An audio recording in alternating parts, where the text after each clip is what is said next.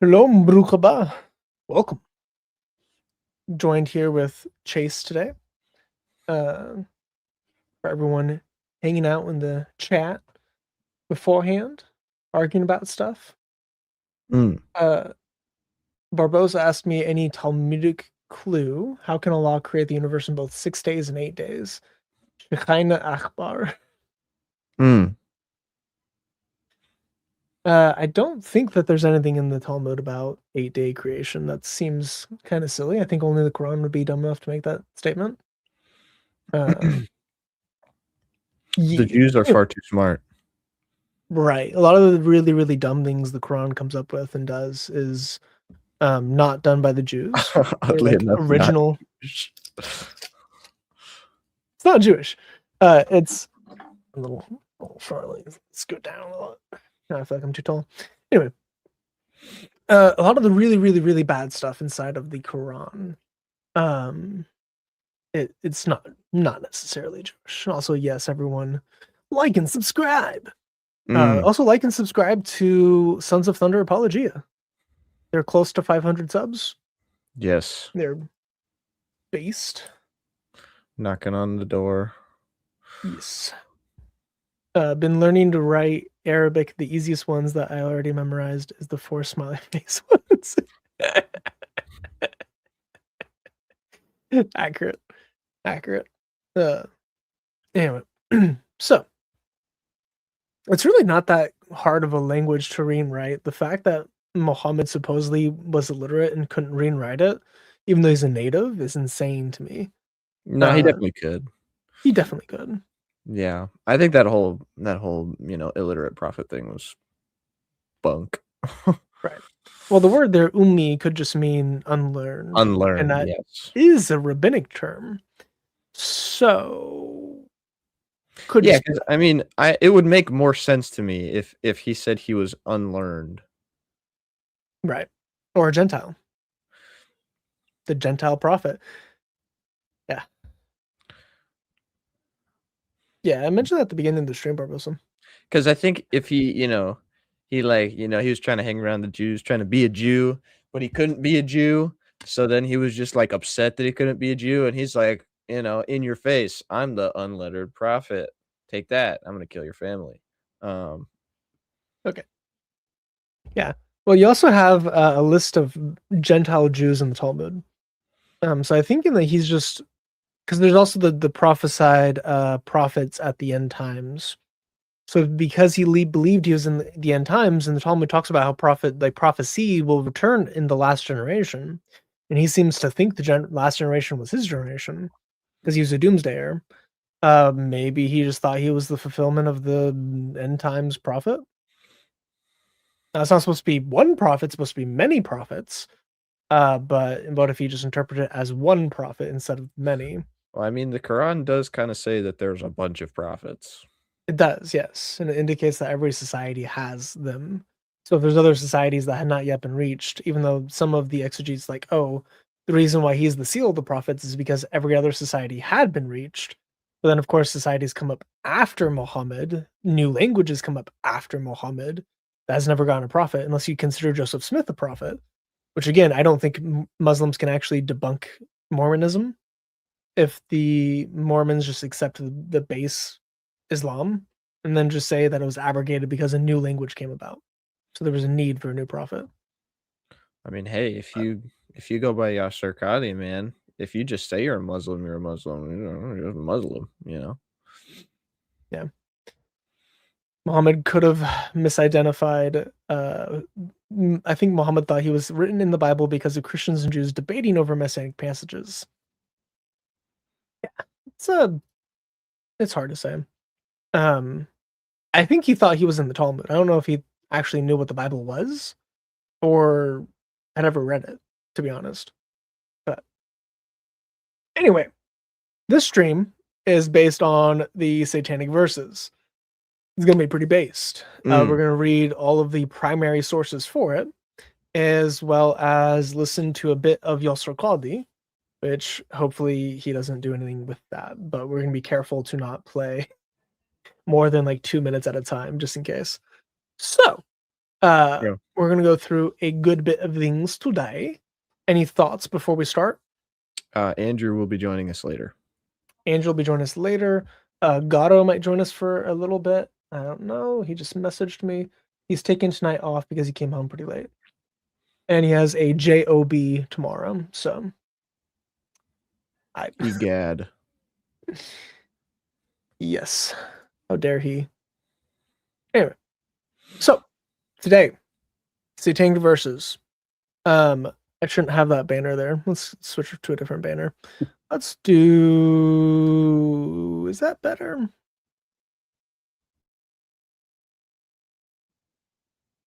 I don't know if that's any better. Let's just go ahead and make a new one.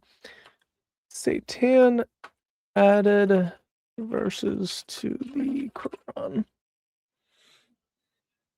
There we go. Oh, not that one. So let's go through, let's read the passages of what going on.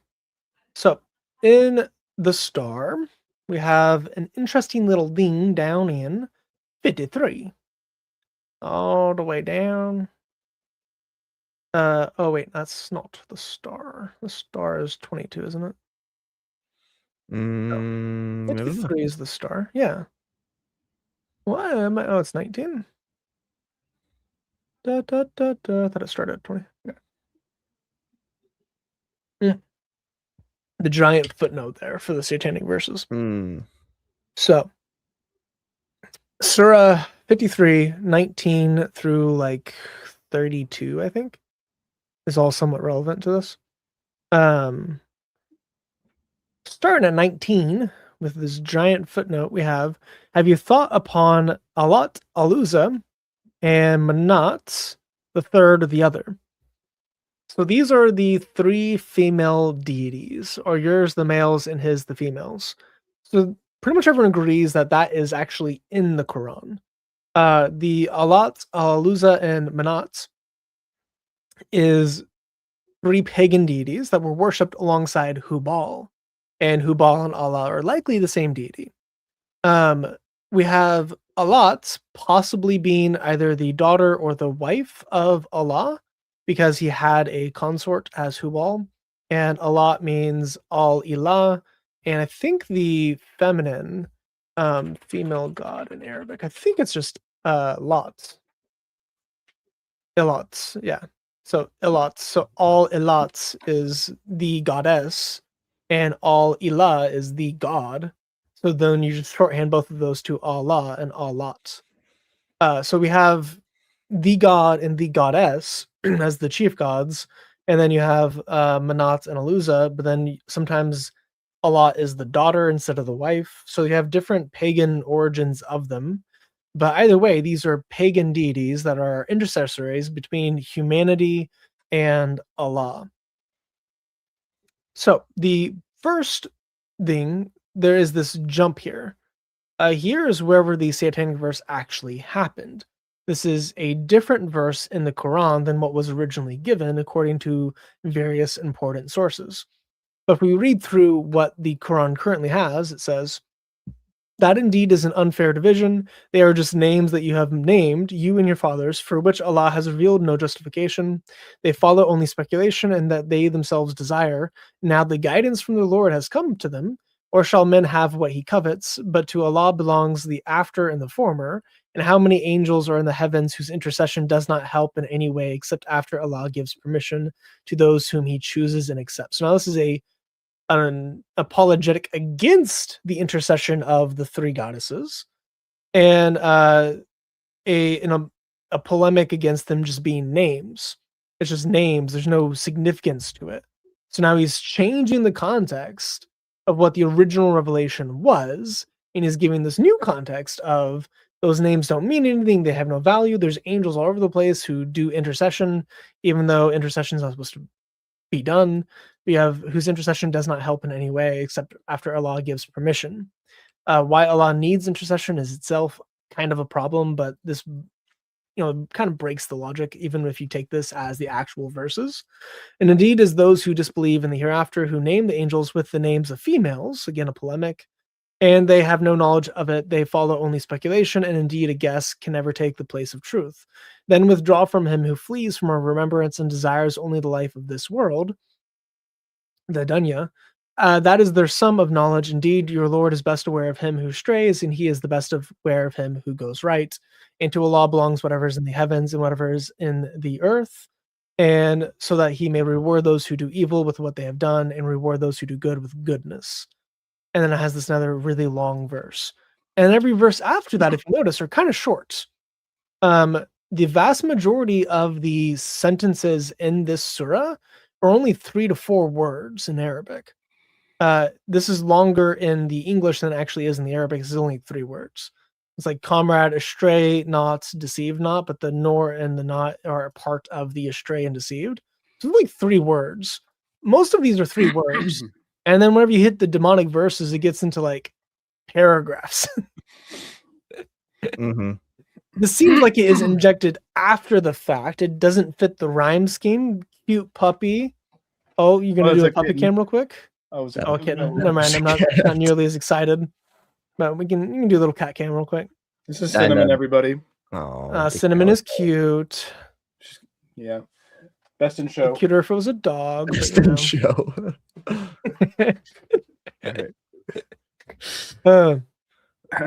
So we have this problem of he's obviously interjecting things into the text. This is not original to the surah because the rhyming scheme is different. If you look at the Arabic, the length of the sentences are way off, way different. It's just like if you were to look at them in the Arabic, you just see that those like stand out as a sore thumb. You're like, what's happening there? And we, from the sources, say the demonic verses, the satanic verses happened. So we'll get into that, but there's a lot of comments that I'm currently ignoring. Got a lot of spicy frogs, a lot of Allah equals Yahweh. That is not true. You should. And then the you equals wish. That was good. That was good. You're welcome. Yeah. The opening talking to Satan versus being choked out in the cave now. It's true. Brother, we're gonna go through a lot of this from Sup fam. So what's the enemy book have for us today? Satanic Verses. But we knew they were all that, but even the Muslims will admit that these were satanic now.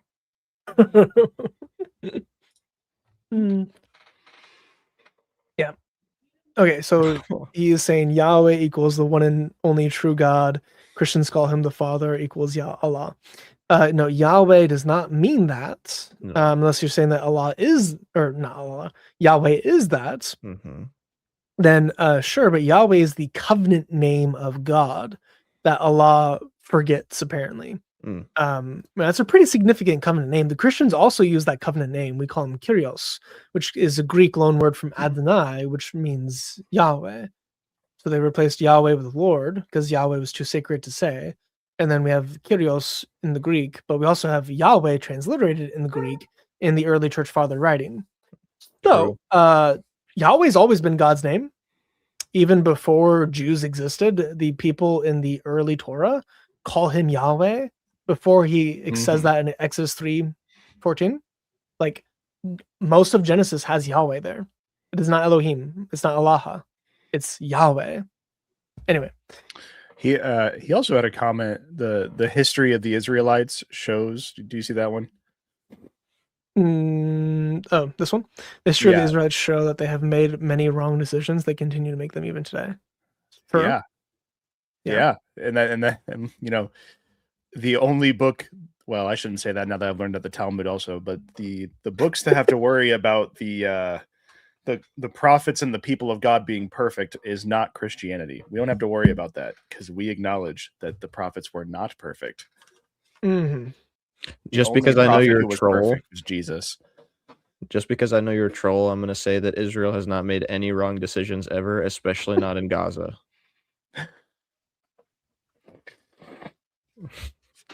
Fight me. Okay. Moving past that. All right. Surah 22.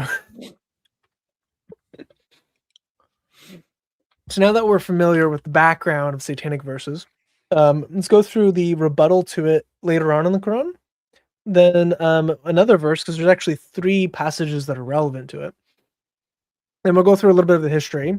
Then I'm going to point out some fun stuff. Then we'll look through the original sources. So this is Surah 22:53. So that he may make what Satan proposes a temptation for those in whose heart is a disease. Oh, wait, 52 is what starts. And we never sent a messenger or a prophet before you who, except that when he recited, Satan would throw into it. Satan would interject into the recitation. But Allah abrogates what Satan proposes, then Allah establishes his signs.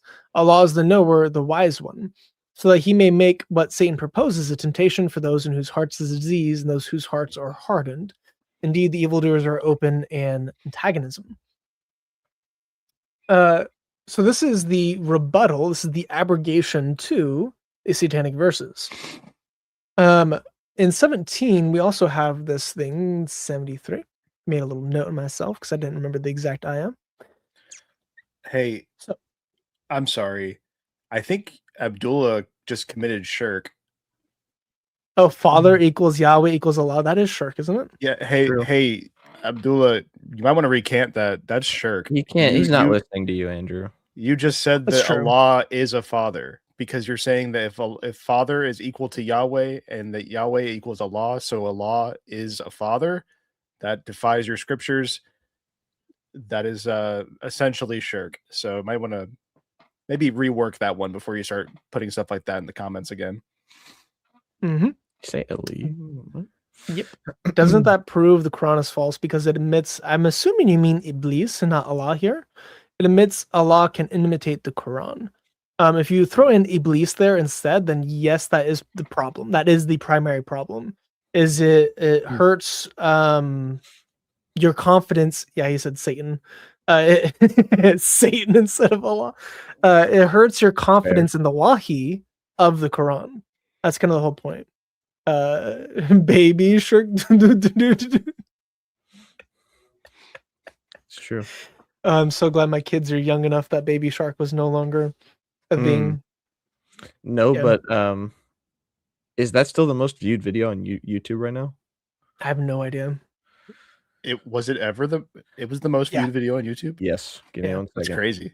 We actually at my old job when I would have to if we had a bunch of crying babies and we had to load them up on a stroller and just take them up and down the hallway.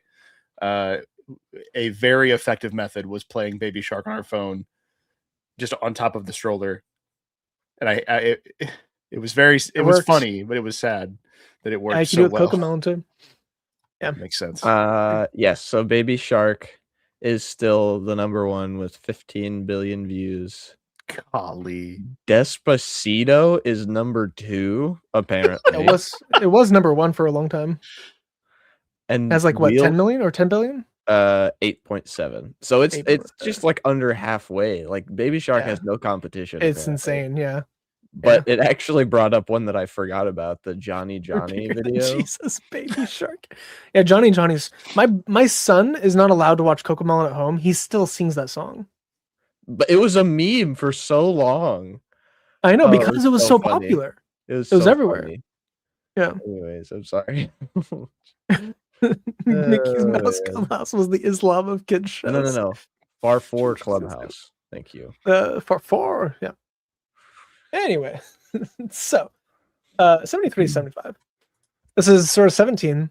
And they indeed tried hard to seduce you away from what we have inspired you with, so that you would invent against us something other than it, and they would have accepted you as a friend. So it's again getting into the Satanic Verses, that this is admitting that, hey, the Quraysh, they are wanting to have you accept them and their gods, therefore they're trying to seduce you away to say something false. And if we had not made you wholly firm, you might also have inclined to them a little. If the Satanic Verses incident is real, then he did incline to them.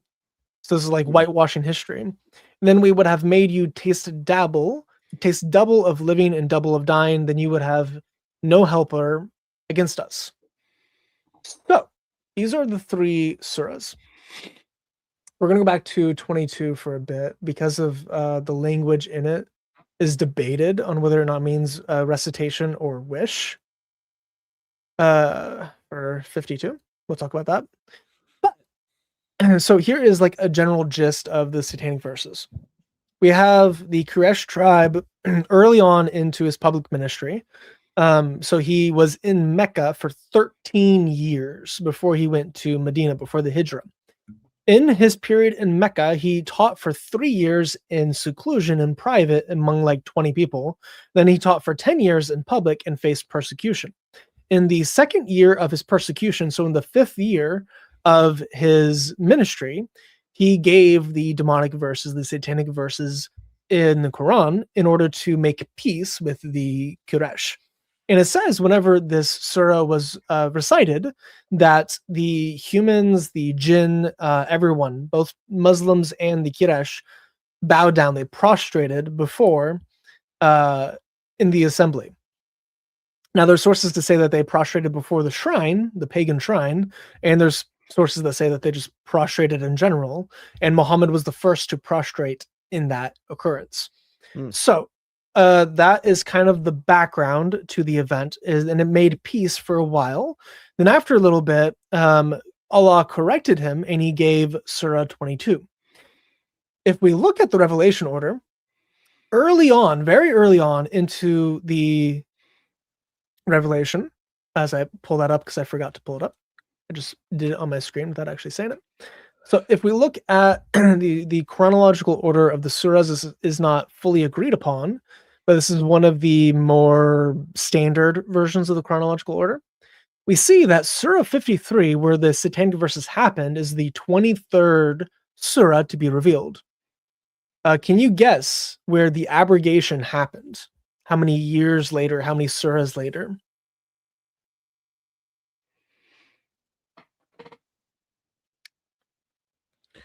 I'm going to say, I'm going to go with a low number. I'm going to say it took 3 more surahs. 30.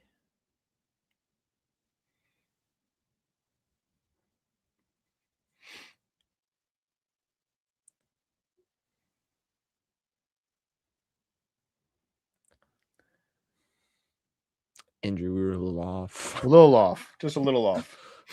7 to 9 years. So It for took- those 8 years, Muslims were praying to like pagans, or praying to the pagan deities. Supposedly, it got abrogated quickly, or like he corrected himself quickly. But interestingly, this verse was revealed right after he got kicked out of Mecca. Oh, yeah. How about that? So the abrogation to the Satanic Verses happened on the road during the Hijrah between Mecca and Medina, according to the scholars. Now, the actual surah itself is way later into the Median period, but if you want to say it happened at that moment in time, it happened right here.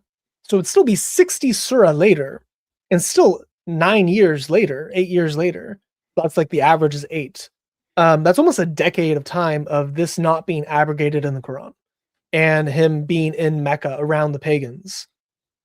So it's not like a boom boom. It is years of this standing before it got altered and changed and abrogated in 22. Yeah, it's one of the final. It's like top 10 final surahs is the abrogation to the demonic verses. True. Okay, so that's something I definitely was unaware of, because So the stop scrolling. Wait. What I had heard, It was like stop scrolling.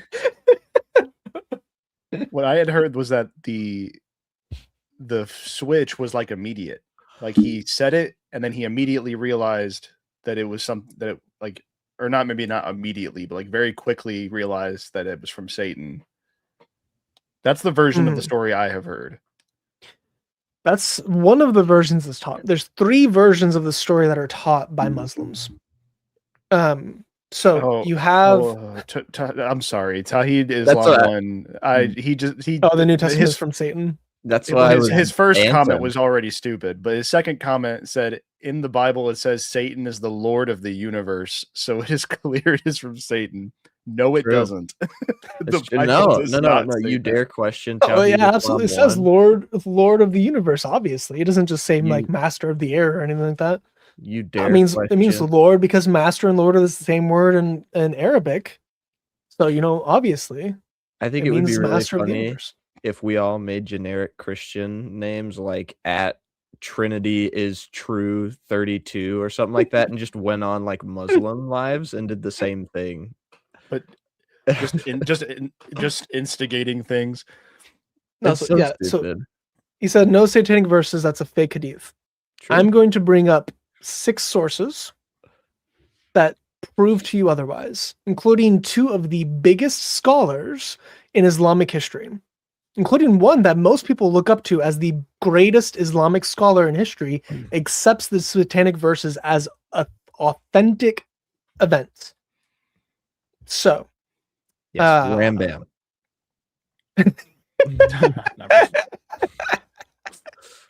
Well, Anyway.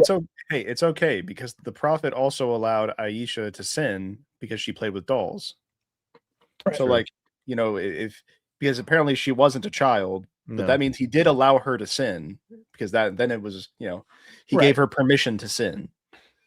There is a hadith that says that she was playing with dolls after the conquest of Khaybar, and she would have been 13 or so at the time. So maybe she was like in puberty around 13, or maybe the doll thing, like, so that's part of the refutation against the doll idea, is that the dolls are only for children. Is that she was still playing with it at 13, but I mean, if she went through a bunch of trauma as a kid, that would delay her puberty. So it would not be crazy to say that she was not pubescent at 13. All right, but like, could you imagine watching the slaughter of like hundreds of Jews and then just being there like, Right. like crazy? Yeah. So we have in this interesting thing. So in the sources, in the hadith that talk about this, in the tafsir, in the sirah, because it's in all 3 categories, they talk about how Jibril instantly corrected Muhammad, yet there was not an abrogation for years afterward. So even though, because that there was also tension between Muhammad and the Quraysh tribe, which is ultimately why he ended up getting kicked out. It's not clear to me. Maybe there's things I'm just not aware of, but from my current understanding, it's not clear to me that he immediately rebuked that idea, and it was probably months or years later that he did.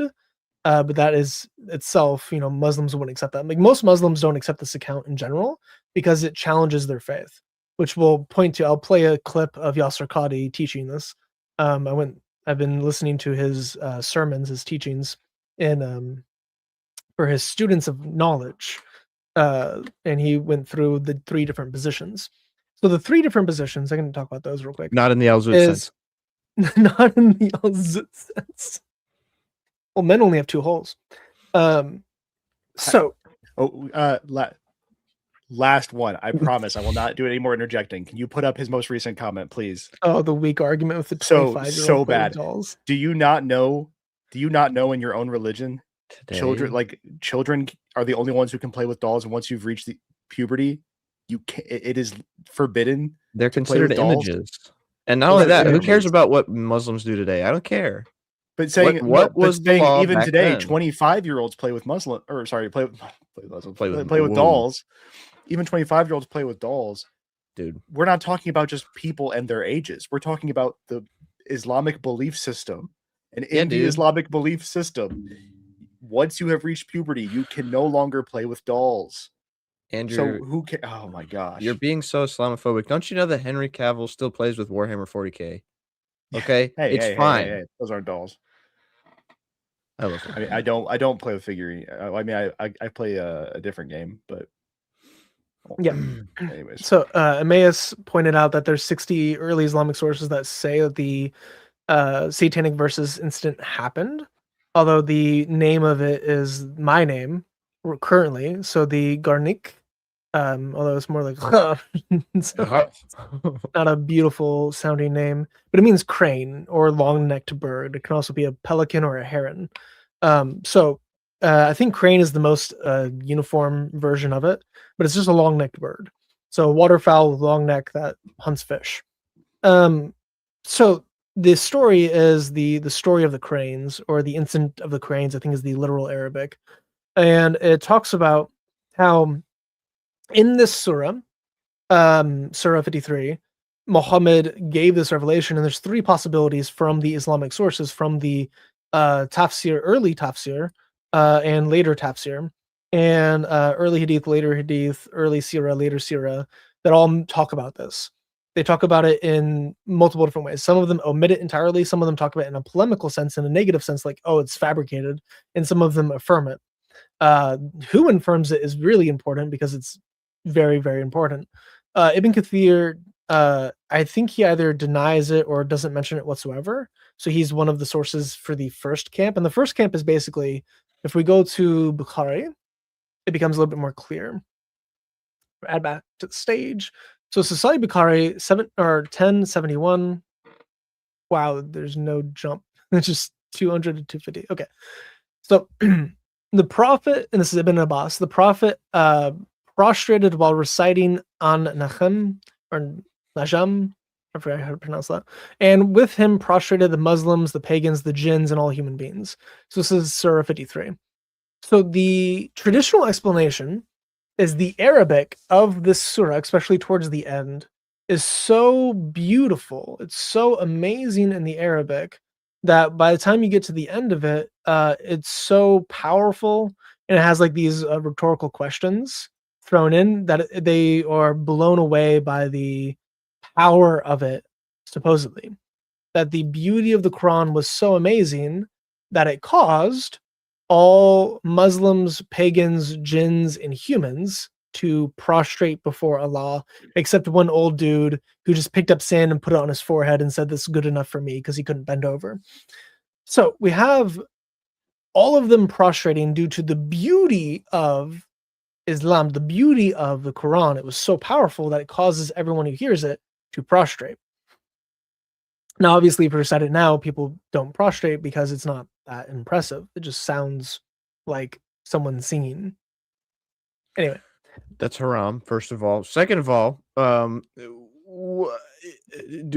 there happen to be any sort of a record of literally everyone at the same time bowing down? no. Well, I mean, people talk about that. They use that as the explanation. Wait, so but for like, is this suggesting that every single human being, while that was being,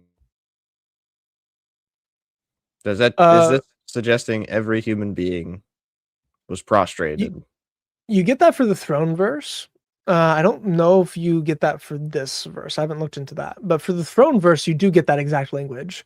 Whenever Al-Baqarah 255, whenever that was recited, apparently all crowns on every king in the world fell off their head, and people prostrated all over the globe. Because it's so powerful that it literally like shook the earth whenever it was recited the first time. Yeah. Unfortunately, Muslims don't believe in the globe, though. So everyone prostrated on the plane. You know what I'm saying? Yeah. Plus, they don't Barbecue is actually have based. the right clothing on, so you see their buttholes. So. True. Like that kid. I still can't get over that, man. I still cannot understand. He's like, oh, this is the one that knows the Quran the best. Why don't you get him a shirt? It was my favorite shirt. Yeah, where did he say he prostrated 3 daughters? All right, we'll go through it. Yeah. On Check YouTube, a this Jewish dude's person hard explains that the words Yahweh and Allah are similar. It's good. Good They're thing too. not. Guys, did you know? Brother. Did you know that because a Jewish person said that, we have to believe it? It's true. You know, I had a Muslim on one of our videos say, "Well, Sam Shamoon says," and I said, "Oh, okay." I'm not Who beholden. to Who Sam cares? I Shamoon. literally nothing he says matters to me or any other part of Christianity. He has no authority outside of his YouTube channel. Hold on. What are we talking about? I'm just gonna do True. a little detour real quick. You might. I mean, I don't know how you go about things in your lives, Chris, but I think Tawheed got to go. I don't know. I want him to I'll be let him proved wrong. Yeah, I want to see what he says later on. So I actually already have Elohim up here, although He's my not M listening. is. Well, no, not him. The other one. Oh, So the guy who says Allah and Yahweh. I'm not convinced Just- either just- of them are listening. Probably not, but just for edification of the people. Okay. This is Yahweh. Okay. So, pretty simple. 4 letters. You have your Yah here.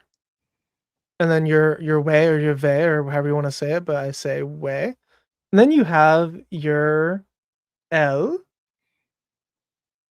or Im. Allah, yeah. Elohim. So does that look like that? Yeah, it's pretty similar. Yeah, I mean, it's pretty similar. There is consonants in it, and there's no Oh. consonants in here. These are all vowels. Right. It is made up of 2 words. It's El and then a plural of Ohim.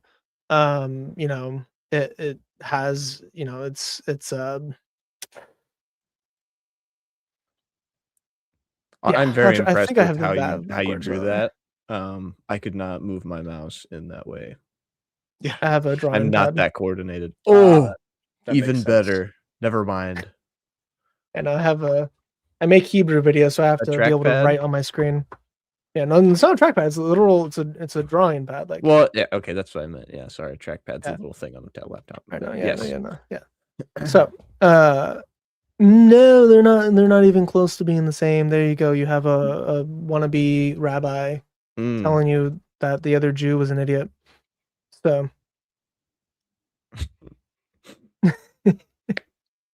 Yahweh Abrahamic. Abrahamic. Yes. I'm assuming it means Aramaic, but Yahweh Abrahamic, indeed. True. it's not. This is Sahih yeah, narration.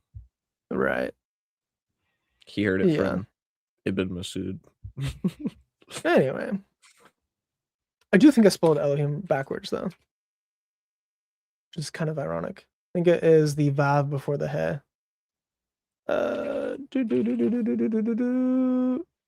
Nope. That one doesn't even have a Vav in it. Maybe that's what confused me. That's even more distinct. It's not even close. No. My brain not good.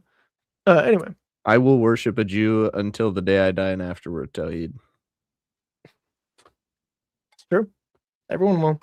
Yep. Everyone who lives in the new life will worship a Jew for eternity. How does that make you feel? Anyway, I added a Vav and I didn't need to. My brain dare will you. work.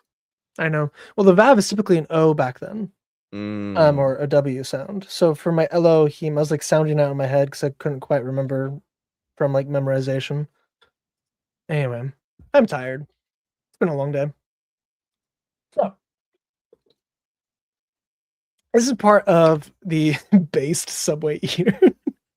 Thank you so much. Today during lunch, I was like, you know what I haven't had in a while? Subway. So I went and got a sandwich. It was super expensive, but it was really good. Anyway, so the 3 different options for the Satanic Verses. We get in Ibn Ashaq and Tamiyah. It's just unequivocal in those. But I want to. So let's go through the options before we go through the unequivocal statements that are pretty hard to get past. So everything I bring up today is going to be Muslim sources. None of this is late in history. All of this is early. All of this is from important sources. I didn't bring up all of the weaker stuff because Muslims aren't, impressed by that anyway. And Ibn Taymiyyah, like he goes through the weak sources and says that because there's so many weak sources, they become Sahih together. So it's strength in numbers argument for the Satanic Verses. But the first version is everyone heard it. It was so amazing. That's why they fell prostrate. And what's in the Quran now was in the original Quran, and there was never any Satanic Verses. It's a hoax. That's position number 1. That's what most Muslims hold to. Sometimes blindly, sometimes against the evidence, according to their own testimony statements. So you have that. And then you have position number 2, which is Iblis, because it's not just any shaitan, but it's Iblis specifically. Iblis, whenever Gabriel was pausing because apparently it would be Jibril would recite, and then Muhammad would recite, and then Jibril would recite, then Muhammad would recite. So there's a pause between Jibril speaking. And during that pause, Iblis shouted out the demonic verses. So he just said them out loud, and the people in the crowd heard him. Whenever they heard him, that's whenever they bowed. They didn't bow at the end of the surah, but they bowed halfway through whenever Iblis shouted out the satanic verses. That kind of expunges Muhammad of him himself saying it as position number 2. Position number 3 is that during the pause, Iblis said the verses to Muhammad for him to recite. Muhammad thought they were from Jibril, and he recited them to the crowd. And that's whenever everyone bowed down. So version number 3 is the one that most people are going to be familiar with. If you've read Rushdie's book on it, he goes explicitly in only through version number 3. We're going to tackle mostly version number 3 here, and then listen to Yasser Qadi talk about version number 1 and 2 for a little bit. But that's already kind of a problem. The big problem here is twofold. One, in the Bible, what happens if you speak in the name of a false god? I mean, you get killed, stoned. Right. You're a false prophet. You're to be put to death. You have spoken presumptuously, not in the name of Yahweh. So, yes, death. If you speak in the name of a foreign god, you are to be put to death as a prophet. So the fact the Satanic Verses happened would make him be under the death penalty under Torah. And since the Quran is supposed to be affirming the Torah, that would, that would imply some things. So you have that. Muhammad should be put to death according to what he confirms in the Quran. And then you also have the second problem of Muhammad was not able to tell what was wahi or not. So Jibril and Iblis can both give revelation, and Muhammad was not capable of distinguishing between them. And the problem with that is the Islamic view is prophets are sinless. They will be kept free from major sins. So most of the people who talk about this say that it was a minor sin, not a major sin. And because it was corrected quickly, according to their view, it wasn't a major sin. So even though he did false prophecy, even though he had a false citation or revelation in his Quran, recitation, even though he did that, it was a minor sin, not a major sin, according to those scholars. Oh, Muhammad did many sins with minors. That's for sure. Right. Yeah. Yeah, so he also did the other part of he literally made a prophecy that didn't come to pass. He made multiple prophecies that didn't come to pass. If The you booty believe jiggling. the hadith too. If you believe the hadith, yeah, you kind of have to believe Bukhari. But if you believe Bukhari, like, yeah. The booty Yeah. jiggling one gets me. It's so stupid. Who's taking that away? Yeah. The Islam. The world would have flying cars right now if they would have just stoned Muhammad for the blasphemy. Maybe, yeah. I mean, the Dark Ages were only caused because of Islam. So we would have several hundred years more advanced of a technology. The only good thing that the Dark Ages did was advance weapons. And weapons typically lead to advancements in other places. But it wasn't really technological advancement. It was more like this pointy thing, slightly better pointy. This curve, slightly better curve. This armor, slightly better against like clubs. It wasn't really like renovations. Like I think the crossbow came out during that time period, but it wasn't like revolutionary technology. So, Dark Ages bad, caused by Islam. Yeah. Anyway, so Ibn Ashaq. So, this is important. Ibn Ashaq, as you're probably aware, and if you're not aware in the audience, Ibn Ashaq is the earliest, most important biography of Muhammad that we have. I don't think it's actually the earliest that was written, but it's I think the earliest that survived. But it is the most authoritative seerah biography of Muhammad. So this is page 106 or 165. And towards the bottom, now the apostle was anxious for the welfare of his people, wishing to attract them as far as he could. It has been mentioned that he longed for a way to attract them, and the method he adopted is to what Ibn Hamid told me that Salama said. Ibn Ashaq told him from Yazid bin Zaid, from Medina, from Kaib al-Kurzi, or Kurzi. When the apostle saw that his people turned their backs on him and he was pained by their estrangement from what he brought them from God, he longed that they should come to him from God a message that would reconcile his people to him. So he's desiring the Quraysh to be rejoined to him. He wants in his heart his people to accept Islam, to come together as one people again, like he used to be throughout his youth into his late adulthood. Because of his love for his people and his anxiety over them, it would delight him if that obstacle that made his task so difficult could be removed, i.e., if he could affirm polytheism. So that he meditated on the project and longed for it and was dear to him. He meditated on the project. How could he get this done? Then God sent down, by the star when it sets your comrade ears not and is not deceived, he speaks not from his own desire.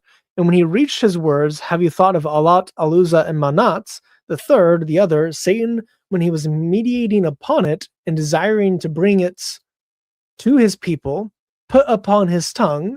So it's actually on his tongue. This is the third view, the third position.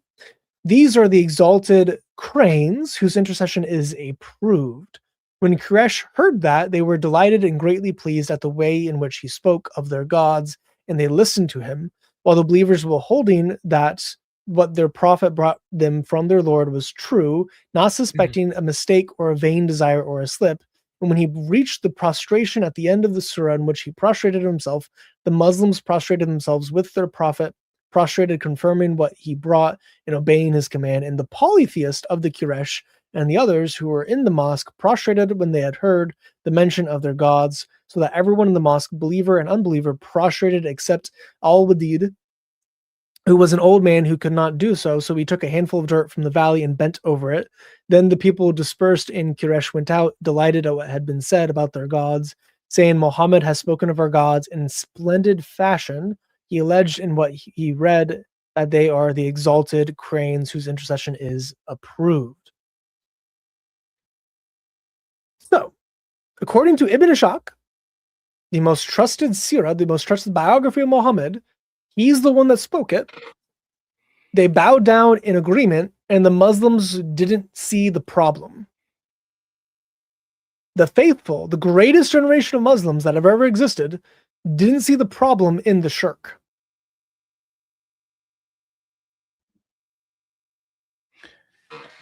Wow. How did that happen? And that's like still today, like they haven't redacted that out of Ibn Ishaq's work. No. That is still that's in every This is in every copy of it. you find. Wow. Yeah, it also quotes the Gospel of John as the Injil. So Ibn Ishaq is based. That's insane. But yeah. Ibn Ishaq, everyone go read it. It disproves Islam in like 20 different ways. It's good. It's long though. That's the problem. This is just like, let me jump towards the end. Yeah, 800. It's good. It's Love long. 304, I believe, is the quotation of John, if I remember correctly. This is on Internet Archive, yeah. Yeah. Cool. I'd have to look it up. It's in the early 300s whenever he quotes the Gospel of John as the Injil. Internet Archive has it for free. Anyone can go read it. I'm just looking at the footnotes real quick to see where he quotes it. In Wikipedia, they always be begging for money, right? You know what I'm saying? Like they're always like, "Oh, we're about to die. Give us money." But I would donate to the Internet Archive. I think that this is a good place. I want these things to be available. Dude, it's pretty based. It is pretty based. I like the Internet Archive. Yeah. I'm not a huge fan of the fact that they have this laid out in the 2-page layout here, though. I don't know about it. Yeah, it's I'm not a huge fan of it either. Oh no, I'll find it eventually. Ah, I can look at it later. What's worse Anyway, is I'll that put you it. know somebody opened up the book and took individual pictures every time they flipped a page. Yeah, I have to do that for all the pages up on Internet Archive. I know. Yeah, yeah, yeah. I see some feisty stuff in the comments. But he's just not listening. And so I'm just like, I could interact with the stuff that Abdullah's been saying, but he's not engaging with anything. So Yeah, no, Islam is a great evil, as crazy as pointing out some of the stuff that's happening. Yeah. So that was Ibn Ashok. That's pretty based. 165 to 166. very based. Pretty cool, pretty based. Somewhere in here it quotes John. I could probably just Google that quick. Ibn Ishaq quoting Gospel of John. Page number, if I can spell. I can't spell tonight. Are all of the Ibn Ashok? No, 3. Oh, Oh, okay. I added 200 to it, but it's still 104. My brain just broke. But they all have the same number of like pages and things on those pages. Yep. So Okay, look at interesting. this. Including the footnotes? Uh-huh. Oh. So we see in this footnote here, it is extracted from what John the Apostle sent down for them when he wrote the gospel for them. The gospel for them, the testament of Jesus, son of Mary. He that hateth me hath hated the Lord, and if I had not done in their presence works which none had done before me, or none before me did, they had not sinned. But from now on they are puffed up with pride and think they will overcome me and also the Lord. But the word that is in the law must be fulfilled. They hated me without cause. But when the Comforter has come, for whom God will send to you from the Lord's presence, in the Spirit of truth which will have gone forth from the Lord's presence, ye shall bear witness of me, and ye also, because ye have been with me from the beginning. I have spoken unto you about this, that ye shall not be in doubt. The Muhammad in Syriac is Mohammad. In Greek, it is the Paraclete. So in Ibn Ashok, they actually use the same thing of the Paraclete is Muhammad. And whenever we look at the footnotes, the passage is quoted in John 15:23. This is a direct quotation of John, and it calls it The gospel. what does it call it? I think we've now found out what's the Injil. The worst gospel that he could have It- quoted too. This is John. He calls John the Injil. Yeah. It's good though. Anyway, so yeah, Ibn Ashok's based. It's pretty cool. Highly recommend it. Let's go through something slightly less based. What's the Injil? It's John. Anyway, based. Yeah.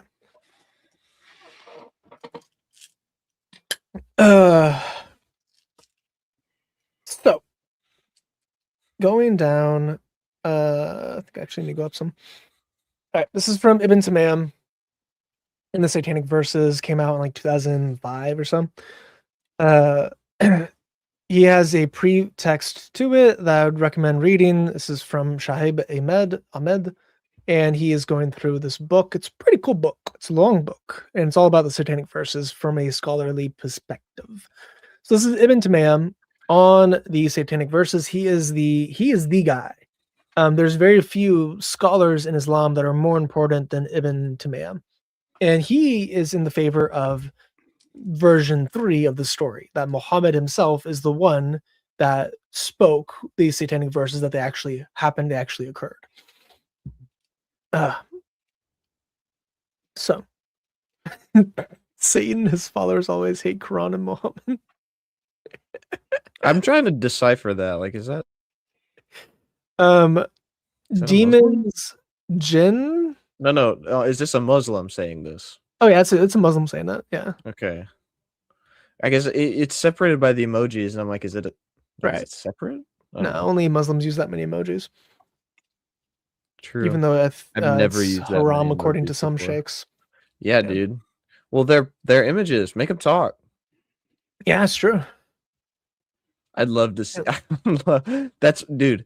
when they invented GIFs, that made it okay. You could use GIFs because they could talk, but not out Right. loud. So The numbers, Prince Mason. Man. What do they So, mean? What about when Sheikh Uthman made that AI video of God logic? Isn't that Oh my goodness. that has to be an image, right? Like that No, has to because be, it doesn't have eyes. The image has to be possible to come to life. Is that actually why he doesn't have facial features in the video? That's If you have a nose, a mouth, and Oh. eyes, that is shirk. Not shirk. That is making an idol. I guess kind of be Okay. shirk. It's like shirky. Dude, But just a little you're an shirky. idol worshiper. You're creating an idol, and any idol that you create with your hands, Allah will make come alive, and it will testify against you, whether or not you worship it. Here's my idol. I don't know. Is it Does this mean anything Adam West? to you? I just put it back. Is that is that I'm sorry. I'm not gonna say that. Never mind. I had something and it's one of those you just lock away and you think, you know what? Better not. There's no reason to attack my our dad own. got that at like a Comic-Con, and for whatever reason I just put it in my windowsill, and I don't know. I drew my own idol. Yeah. Anyway, so I've been to Mia. Let's make it a little bit bigger. This is him on the Satanic Verses quoted in this book. The principle established by the agreement of the community is that the prophets are protected. This is the actual thing, the Muslim, in that which they convey from God in imparting his messages. So the Nabi are in this category of protected, that they cannot err in major sin. They can err in minor sin, but not in major sin. And this also protects their revelation. And it is by this firmly established protection of the prophets that the purpose of prophethood and messengership is obtained. A prophet is someone who conveys communications from God, and a messenger is someone who is sent by God with a mission. And while every messenger is a prophet, not every prophet is a messenger. Protection in regard to that which they impart from God, scroll past the footnotes, is firmly established, and the Muslims are agreed that no error may come to lodge therein.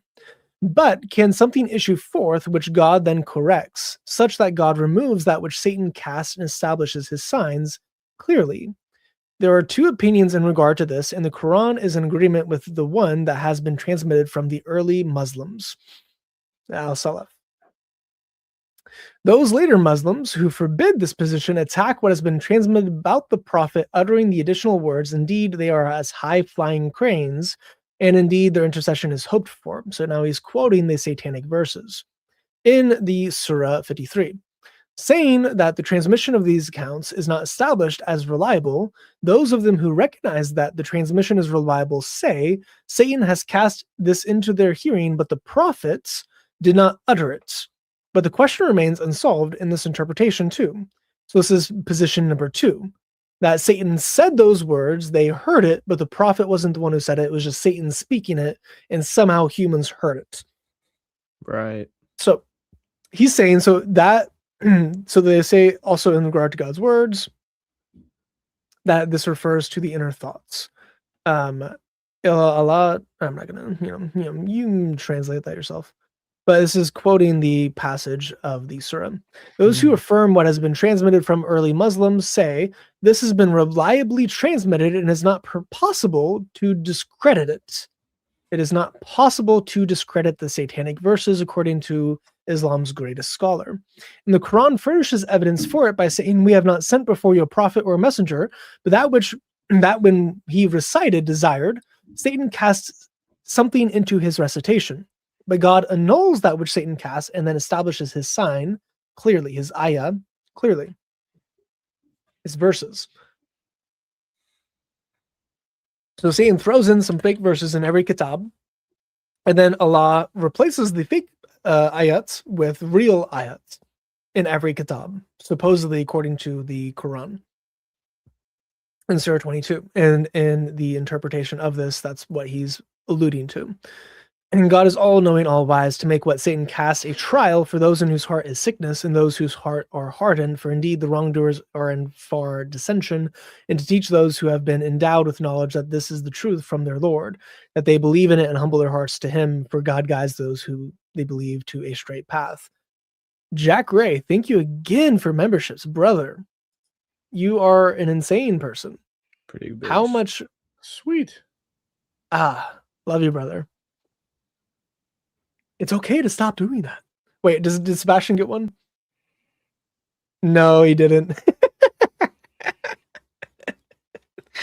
For those who don't know, Jack Ray has donated like 90 subs at this point, and Sebastian has not gone it a single time, even though he's commented in every single live stream for like months. Oh, poor Sebastian. Pretty Dang. terrifyingly sad. He's by far like the most messages in any of the live chats. He's just trying to get free money. No. The problem is, but here's the thing. Once he gets a membership, then he's going to stop commenting so much. So the Lord is preemptively removing this from him. So that way he keeps True. talking. There's too much power. Mm. Yeah. In Quran, we whirled you all in. This is true. That on the screen, or no, that's what he said. No, that's what Live News said. Yeah. World live or destroy, free willing. Bart Ehrman mentioned got a bingo. Well, what if I worship the Garca tree? Would it still snitch on me?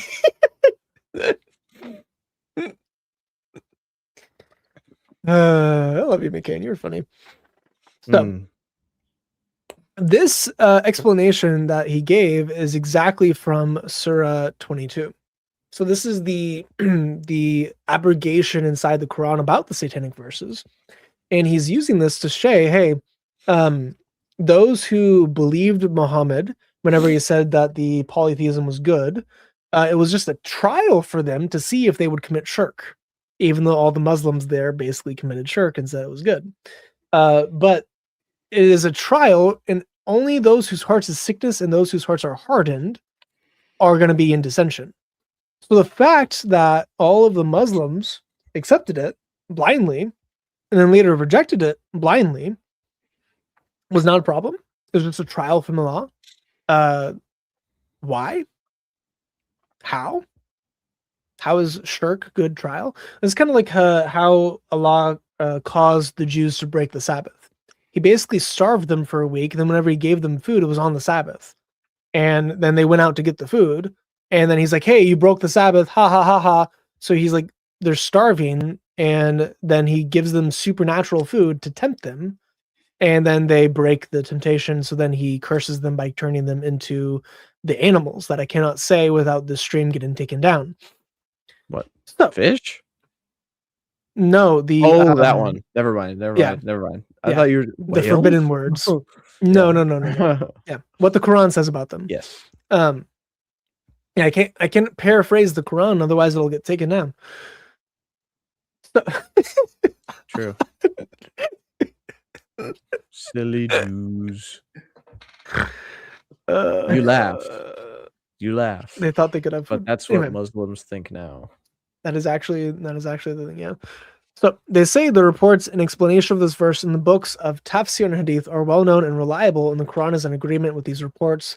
For God's abrogation of what Satan casts and his establishing his signs is precisely so as to remove what has fallen into his ayats and to distinguish truth from falsehood, so that his ayats are not confused with anything else, while making that of which Satan cast as a trial for those in whose hearts there is sickness and for whose hearts there is hard.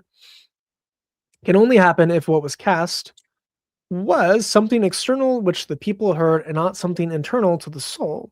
The trial that results from this is the kind of trial that arises from the second category of abrogation. And this category of abrogation is even stronger proof of the veracity of the messenger and how far removed he is from following false desire, even though, according to him, he also is the one who gave this. Like Ibn Ashaq establishes that he had this desire to reunite his people. He gave the Satanic Verses which followed his desire. And he's like, oh, no, he's far away from it. Then is the other category of abrogation. For surely, if he enjoined that something be done, and then enjoying something else that contradicted it, both commands being from God and is considered as Voracious. voracious. My brain. In that. Then when he said of his own volition that the second and abrogating command was from God, and that the thing that was being removed and abrogated by God was not from God, this is an even greater proof of his purposing veracity and of his speaking the truth. How? No idea. Yeah, who knows? Does that make sense to either of you? Him abrogating No. it proves his truthfulness. I love the random capitalization of veracity. Well, if it the way it's just like it's the way it is, if it didn't need if it needed to be abrogated, if it didn't need to be abrogated, there would never the truth. I think so too. Now clip that, put that into like a word generator, and then I'll add like 15 emojis, and then we'll just Blow it up. perfect. That is a great answer. It's good. Brother. Do not compare Allah to Yahweh. Yahweh is so based. Really do be that simple. Shaking my That's head. what I was Yeah, I know. thinking. Yeah, Andrew obviously like hit it on the nail, and he's blown me away. I'm ready for my shahada, I think. Right. Yeah, He said, it's using convinced me. hadiths, question and research the Quran. Do not rely on secondhand evidence and think about it critically. First of all, you're not supposed to think about anything critically in Islam. But second of all, that's all we quote The is your Quran. Quran and your hadith and the seerah. Right. I don't know. I mean, he's saying don't rely on secondhand evidence, but this is literally I'm reading Ibn Taymiyyah and Ibn Ashaq and Sahih Bukhari.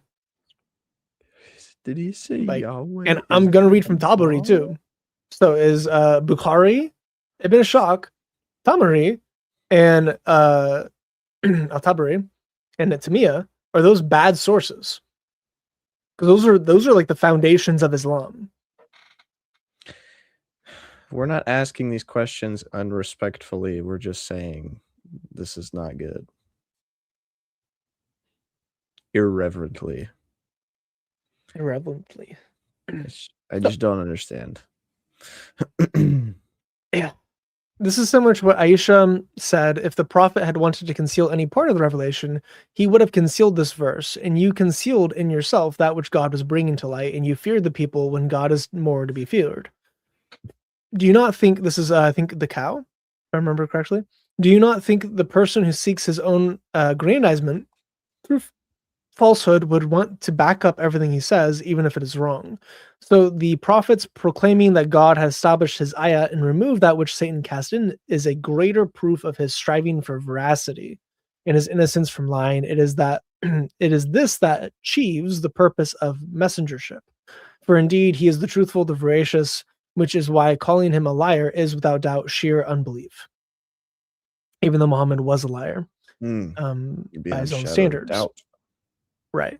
So we have the fact that he could have concealed it, he could have hid it and just left it as is, yet he later changed it and abrogated it, shows that he was actually truthful instead of just showing that he obviously cannot tell what he actually is.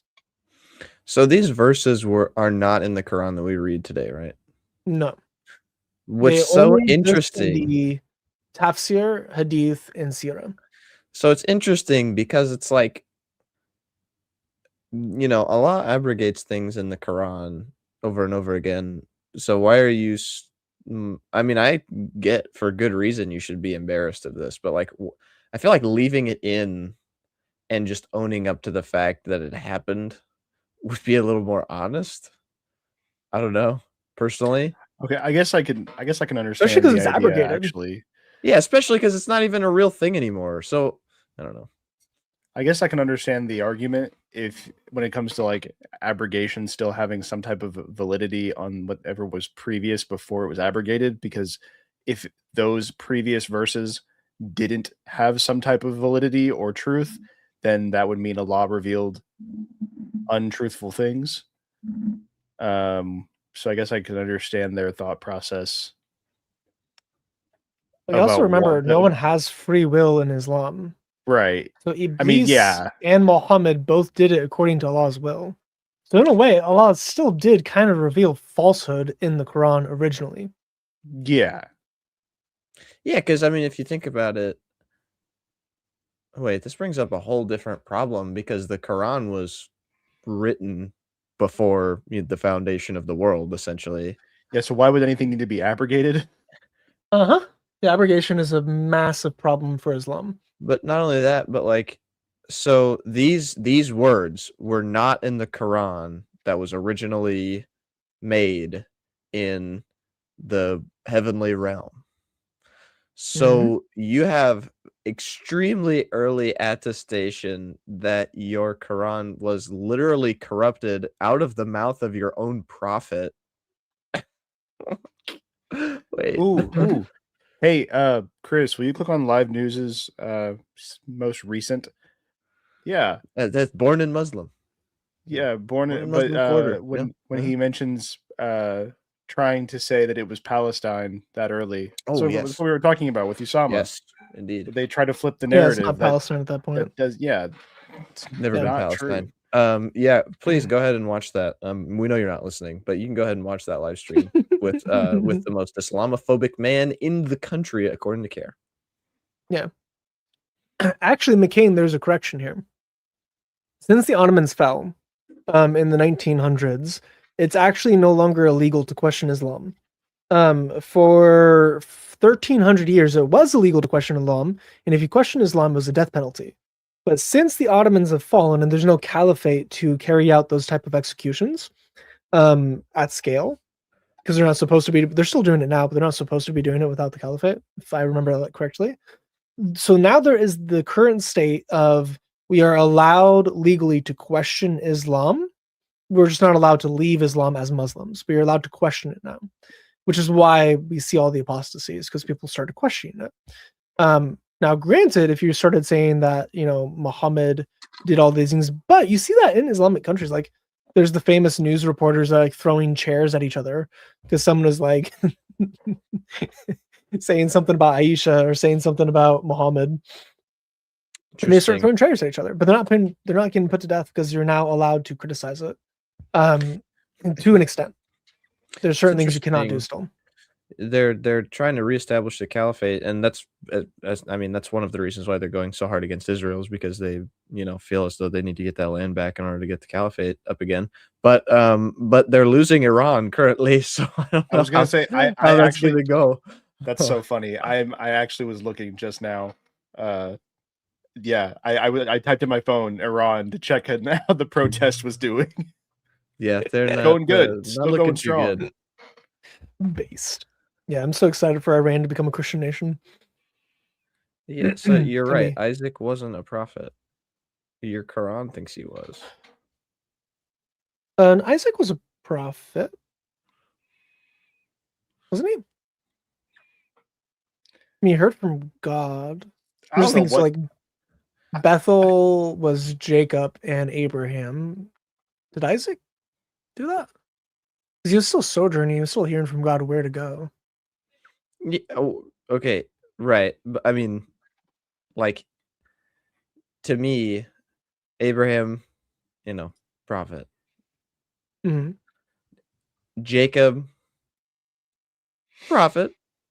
I'm not saying that Isaac never heard from the Lord. I'm just like, would you consider Isaac to be a prophet? I've been asking these questions on my my polls. I know you did. I answered your Job one in the negative, personally. Yeah, I don't think it is either. Isaac is widely considered a prophet in Christianity, according to Google AI. Let's see. Oh, I love how it brings up Isaac in Islam. First one. Isaac, the miraculous son of Abraham, was a prophet, according to this commentary on Bible Hub. Okay. Isaac as a prophet he's recognized as a prophet, role overshadowed by his identity as a patriarch. Okay, In 26:2-5, yeah, he's a patriarch. Of course, he's a patriarch. Right. Okay. But does that make him? Uh, I don't think that makes him a so prophet. in Genesis 26, God appears to Isaac, reiterating the covenant made with Abraham. Do not go down to Egypt, settle in the land where I tell you, stay in this land as a foreigner, and I will be with you and bless you, for you are in your descendants. I will give this lands. I'll confirm this word of your father. But does that make him a Uh, prophet though? He does bless his sons with divinely inspired foresight, because there is prophecy in Genesis 27 about what they do. Okay, true. I won't disagree with That's that. fair. I won't That's disagree with fair. that. Okay, I'll allow it. Yep. Just think about it. I also caught it. Anyway. So, this site is pretty cool. I'll go ahead and throw this in the chat. For those who want to see all the verses on the Satanic Verses incident. We'll go through just Tabari because it's long in my throat. I don't know if I can take the rest of them. We went through this one. This is Ibn Ashaq through Ibn Hashem. And we went through the Surah and the Hadith. So we're going to go through most of these. I don't like this format very well. Now, the problem with Al-Tabari is to my knowledge, I can't find any English ones online. So this is just a quotation from the English translation that's not free online. So From 1988. Oh, okay. Yeah. Yeah. So this is the Montgomery Watt McDonald translation of Al-Tabari. I might have to wait. Does it resize? Oh, it does. That's so based. Okay. Nice. Never mind. This website is awesome. So, I should have just done this from the beginning. The messenger of God was eager for the welfare of his people and wished to effect a reconciliation with them in whatever ways he could. It is said that he wanted to find a way to do this. What happened was as follows. It's not a chain. When the messenger of God saw how this tribe turned their backs on him and was grieved to see them shunning the message he had brought to them from God, he longed in his soul that something would come to him from God, which would reconcile him with his tribe. With his love for his tribe and his eagerness for their welfare, it would have delighted him if some of the difficulties which they made for him could have been smoothed out.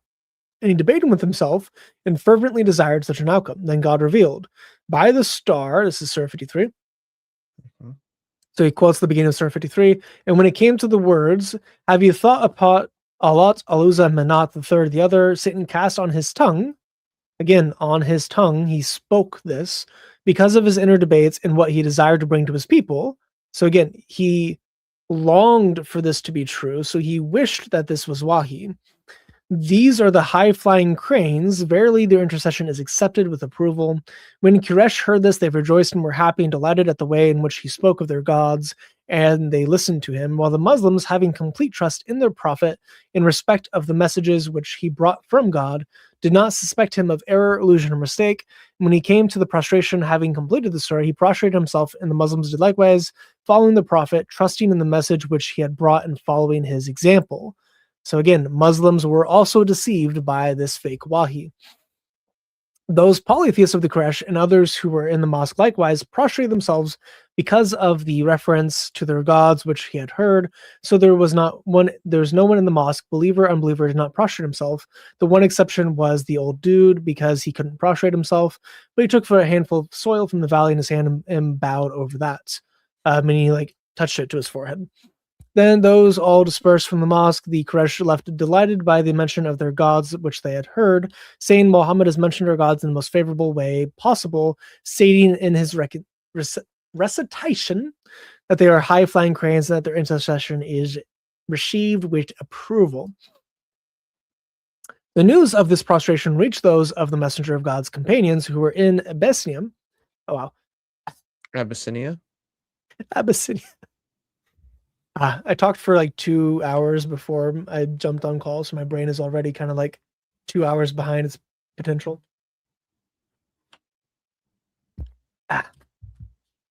And people said, the Quraysh have accepted Islam.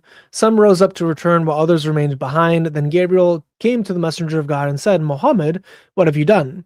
You have recited to the people that which I did not bring to you from God, and you have said that which was not said to you. So this is obviously version number 3, where Muhammad is the speaker of the Satanic Verses.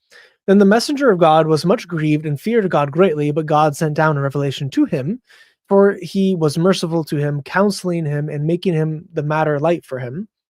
informing him that there had never been a prophet or messenger before him who desired as he desired and wished as he wished, but that Satan had cast words into his recitation, as he had cast words on Muhammad's tongue. Now, this is almost an exact quote of Surah 22. The problem is Surah 22 comes 8 years later. So this is kind of indicating that Surah 22's revelation came to Muhammad instantly, but it didn't come about in the recitation until 8 years later, or he was in this state of being a false prophet for 8 years, and then Gabriel revealed it to him during the Hijrah.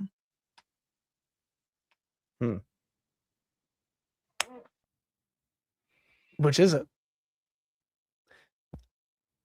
Then, and if it is immediate, why is it not that this surah was not given immediately? Because this is the exact quotation, and this is coming from Jibril. This is the one who mediates the surahs. If this is the surah that comes, and it's consoling him, why didn't it come earlier than Surah 22? Why didn't it come immediately after the 19th surah instead of the 105th surah? Anyway. Then God canceled what Satan had thus cast and established his verses by telling him that he was like other prophets and messengers and revealed, So again, this is Surah 22. So this indicates, if you read this literally as a chain of events, this would indicate that he was in the state of sin for 8 years, which is an interesting factoid because of his view of storms. So whenever storms would happen, Muhammad would freak out and hide. Why? Do you know what Allah says he will do to false prophets and people who reject him? Kill them, right? Water them. Destroy them with the evil rain. See, I was right. Water them. So the evil rain is brimstone and coals rain from the skies. Sodom and Gomorrah. So he's worried about getting Sodom and Gomorrah every time it started to rain. Why? Could it be that Muhammad knew he was a false prophet? Or because he was a nutcase.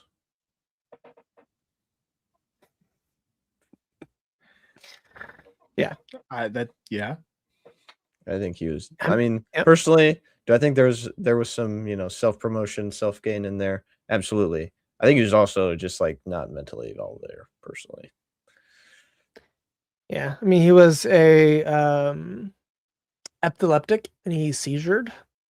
And I think in one of the reports in one of his early seizures, that was part of his prophethood, is he would shaking and have visions while shaking. That's how he got revelation. I didn't get visions while I was shaking. I might not be a prophet. Oh no. I'm sorry, Chase. So I've got terrible news. Got terrible news for you. You roared like a camel. A pregnant she camel at that. A pregnant she camel coming out of a mountain. Yeah. Yes, he did cast out an epileptic demon. I know that. I took solace in that many a day. That was one of the passages that I really appreciated when I was going through that. And unfortunately, mine was a brain tumor. So cast that out too, man. Oh, I know. Well, he did with the hand of a surgeon, fortunately enough. Based. All right. Thus God removes the sorrow from his messenger, reassured him about that which he feared, and canceled the words which Satan had cast on his tongue. So now he's canceling the words. This is not abrogation, because abrogation, the words remain intact. He's literally removing it. Even though, according to Allah, no one can change his words. So how is it that any of this happened to begin with? But, that their gods were the high-flying cranes whose intercession was accepted with approval. So again, we have an early source, an important source, one of the most important sources in Islam, admitting that this thing happened. He now revealed, following the mention of Alat, Al-Zu, and Not, the third, the other, these words are yours, the males, and his, the females. That indeed were the unfair division, but they are but names which you have named, you and your fathers, to the words to whom he wills and accepts. So this is like the passage that got replaced. So they are but names which you have named, and you and your father. So he's like othering it. And again, this is the debate of some of their gods have sons, some of their gods have daughters. So it's like, do your gods have the sons, and does Allah have the daughters? Indeed, that is unfair division, and then there are just names. So this is a polemic against the pagans and a polemic against the Satanic Verses. This means, how can the intercession of their gods avail with God? When Muhammad brought a revelation from God, canceling what Satan had cast on the tongue of his prophet, the Quraysh said, Muhammad has repented of what he said concerning the possession of your gods with God, and has altered it and brought something else. Altered it? Those two phrases which Satan had cast on the tongue of the messenger of God were in the mouth of every polytheist, and they became even more ill-disposed and more violent in their persecution of those of them who had accepted Islam and followed the messenger of God. So this actually made the relations worse with the polytheist. Imagine that. Whenever you're like, hey, let's all worship the same gods, and they're like, oh, never mind. I thought That's not gonna go well. Ibn Ishaq said that everybody was happy about it. They were, until Muhammad said, actually, I take it back. Oh, that's yeah, the cancel part. Yep. Yeah, the cancel part. Yes. So- Yes. Those are the companions of the messenger of God who had left Abyssinia. Yeah, sure. I'm just going to leave that. Upon hearing that the Quraysh had accepted Islam by prostrating themselves with the messenger of God now approached. When they were near Mecca, they heard that the report of the people of Mecca had accepted Islam was false. Now one of them entered Mecca without obtaining protection or entering secretly. Among those who came to Mecca and remained there until they immigrated to Al-Madinah and were present with the Prophet at Badr were the Banu Aben Shams, the people of Shams. Shams is a pagan goddess of the sun. Fun fact. Anyway, Umayyah, accompanied by his wife Ruqayyah, the daughter of the messenger of God, son of Shams. Again, it's interesting. So they have pagan names inside of their names, kind of like Allah is a pagan deity. Because during the pagan tribes, we have Abdullah being Muhammad's father, and that means like son of Allah. And if Allah has not revealed himself to the Quraysh yet, how can their names have theophoric usage with Allah in it? True. That's a good point. I had thought of that, and then I was like, well, whatever. Yes, good point. Point one for Chris. That's I'm keeping track. Okay. Accompanied by his wife Salem, together with a number of others numbering 33 men. So then it keeps going. The messenger of God was sitting in a large gathering of Quraysh, wishing that day that no revelation would come to him by God, which would cause them to turn away from him. Then God revealed by the stars. And then again, have you thought of them? And then again, these are high-flying cranes, their intercession to be desired. He uttered them and went on to complete the surah, meaning he didn't notice the falsehood.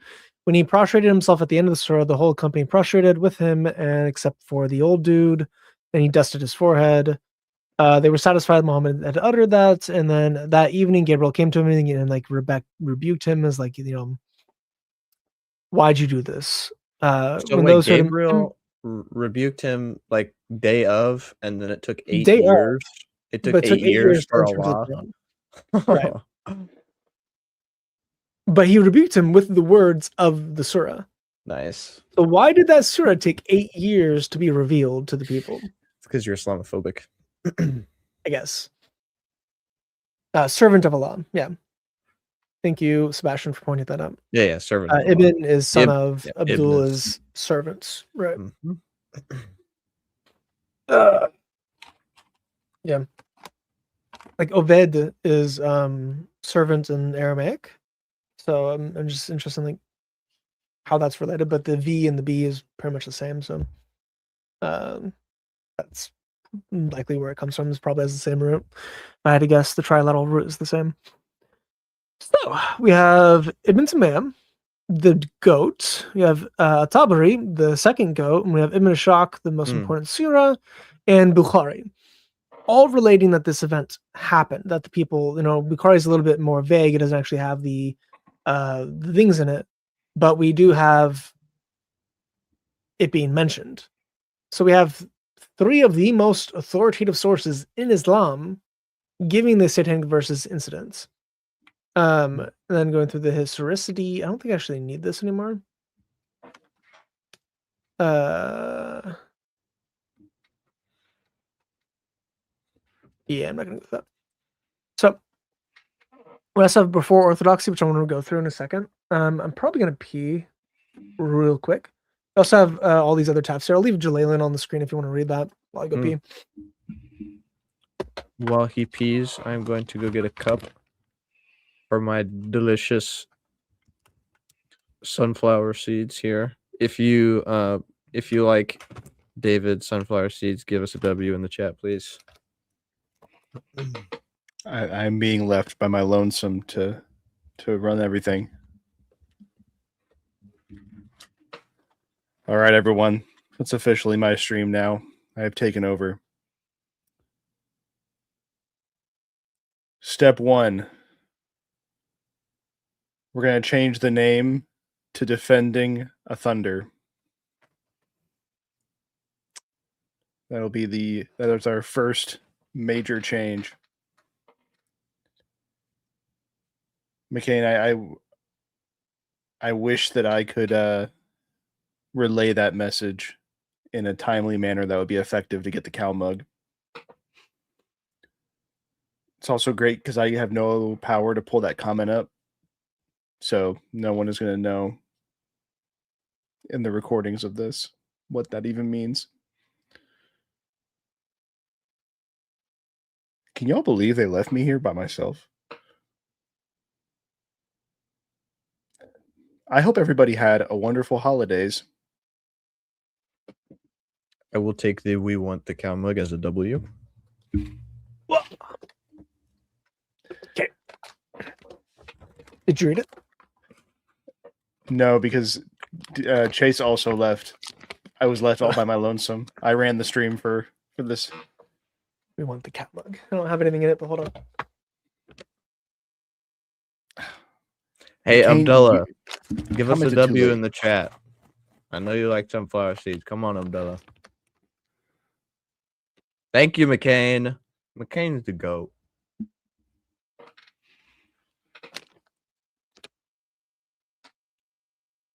Yay. Here's your cat Dude, mug. it's all Currently empty. Baccarat.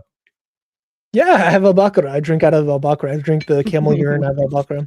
The tail is the thing. It's quite cute. Crazy. This is my Moog you know- Moog. You know David's? You know Bigs? I have some Bigs too. That's my favorite flavor though.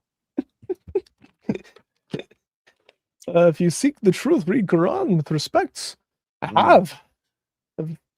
Well, I I've don't know if written I've read basically a it. commentary on the Quran. Like I've gone Don't, through it, my brother. I don't know if I've said I've read it respectfully. I don't think I can say that, but I have read it. I've read it with an open mind. You know, I'm not disobedient by nature. Well, I guess I am disobedient by nature, but I'm not like so rebellious that I wouldn't believe something that's true. I tested the veracity of the Quran. I just found it wanting. Mhm. So if it's such an obviously false book to me, and what it says is true, then that would mean that Allah forced me to go to hell. So he wouldn't be worthy to worship anyway. So I have no reason to convert because I don't find it convincing. And if I don't find it convincing, it's because Allah caused me not to find it convincing. So I don't have any reason to read it. On the other hand, Jesus died for my sins. He loves me. He cares for me. And his story is compelling and it's evidence-based. We have so much reason to believe he existed. We have so much reason to believe he died and resurrected. We have no reason to believe that Muhammad was a prophet. True. Those are very different things. So if I'm going by the evidence, by what my heart finds convincing, then I find the Bible convincing. I find Jesus convincing. I do not find the Quran convincing. Yeah. Also, I just want to say that when he says, like, you know, read the Quran with respect, and then somebody commented below, Abdullah, how many times have you read the whole Quran with respect? But I want to just say, Abdullah, how many times have you put to practice what you're saying about that we should do for the Quran? have you read the whole Bible with respect, or have you read parts of the Bible that you use to try and quote mine for dawa purposes? That's fair too. Who is him? Have you studied the Bible? Many times I listen to him with understanding. I'm assuming Mohammad or Allah.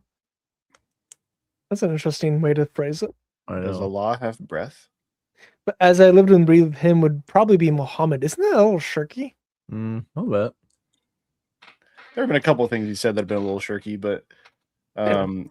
also the you have to understand from a Christian perspective, if a Christian has been studying the Bible and then they go pick up the Quran and all they get are Bible stories that are missing 90% of their context and they're usually wrong in the Quran, why?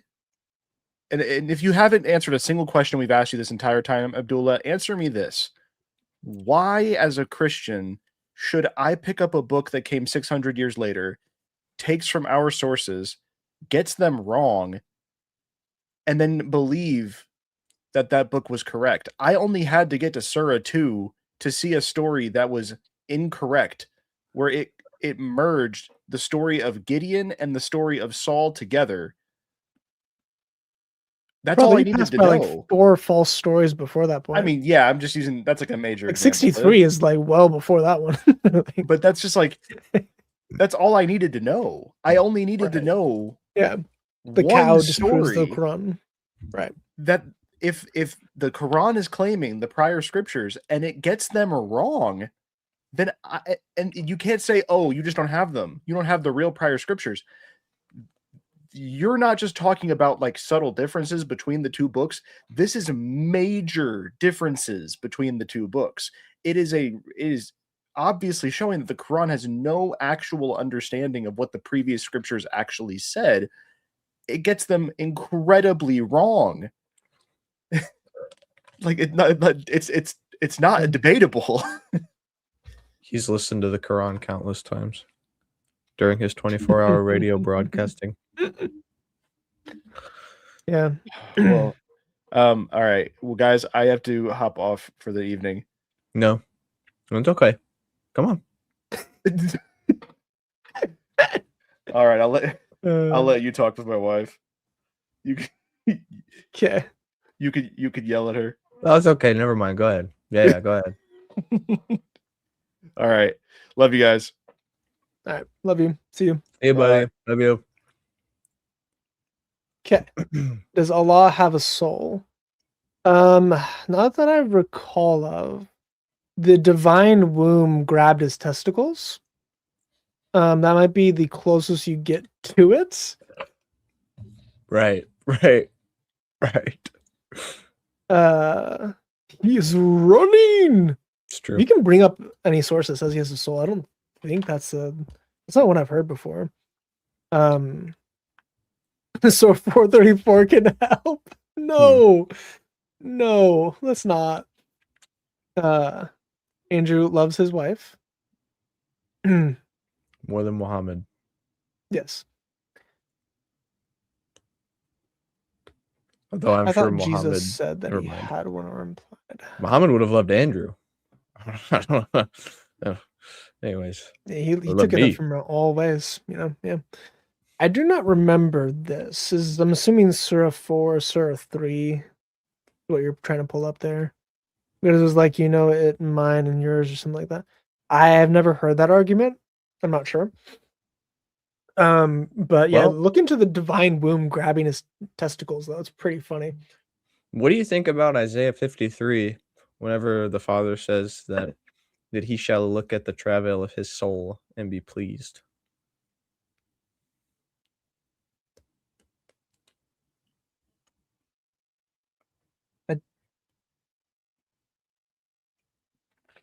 That's what translation is that? King James. Let me Oh, pull it up. I've never read it from the King James. Don't be dogging on that King James version. Bro, the King James version's trash. I might have to end it here. No, I like one of the biggest reasons I stuck with the King James is because my buddy gave me a really nice, expensive Bible that's wide margin and it's in the King James. So I don't want to, you know what I'm saying? Like, I didn't want to get It just another one. mistranslates things too much for me. And I Yeah. don't like the English of it. 53:11. He shall see the 53:11. travail of his soul and shall be satisfied of his soul. He will see the light of life and be satisfied. That's what translation are you reading from? Here, I'll do a cross-ref. The Hebrew? Cross-ref. Not cross-ref, sorry. Translation comparison. What the heck? Hold on, I currently have the Aramaic pulled up too. Let me drop the Aramaic. Where's that at? Hello, All right. Bibles. There we go. His soul. Oh yeah, it's in the hush. NIV says after he has suffered, he will see the light of life. But everybody else says, the CSB says he will see light and be satisfied. Right. But so far as I'm aware, the travail of his soul, or the anguish of his soul, whatever, was the Well, I mean, so that is a living being. That's in Genesis. So the actual Hebrew there is the Nepesh or Nefesh, however you want to say it. Or Nepes, one of those. Nefesh. That word means living being. So whenever it says God breathed into Adam and he became a living being, that's what that word is. he became if you want to say living being, that's what that word is. Or became a living soul, if you want to say it that. Okay, I think that's yeah, how the King James translates Genesis, Mhm, is that he became a living soul. So as a result of the anguish of his soul or of his living being or of his being, probably also just translate that way. Or life, I guess you could translate that way. I think this the point it's trying to convey is that he'll see his travel. Right. So I don't think that literally means that he has an actual, or that he. Yeah, I don't know. I was curious about it though. wouldn't that just be the suffering servant that has a soul?